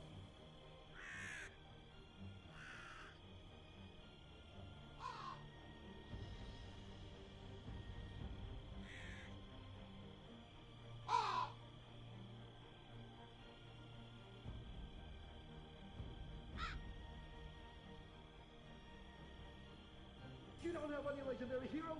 Then you have to top up $1,000.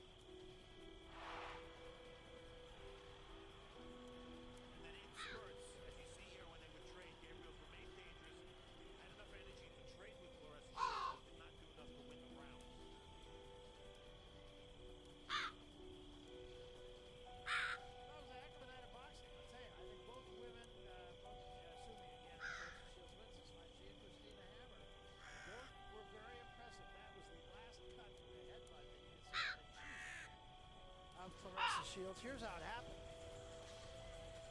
Yeah, this is the last minute of the 10th round right there. Gabriel Wheels was against the ropes, came forward. Her arms were down, but her head was up. All right, so let's find out how the judges saw this one. We go to the center of the ring once more, and our ring announcer, Pete Trevino. Pete. Ladies and gentlemen, let's have a big round of applause for both of the fighters in this ring. After 10 championship rounds of boxing, we go to the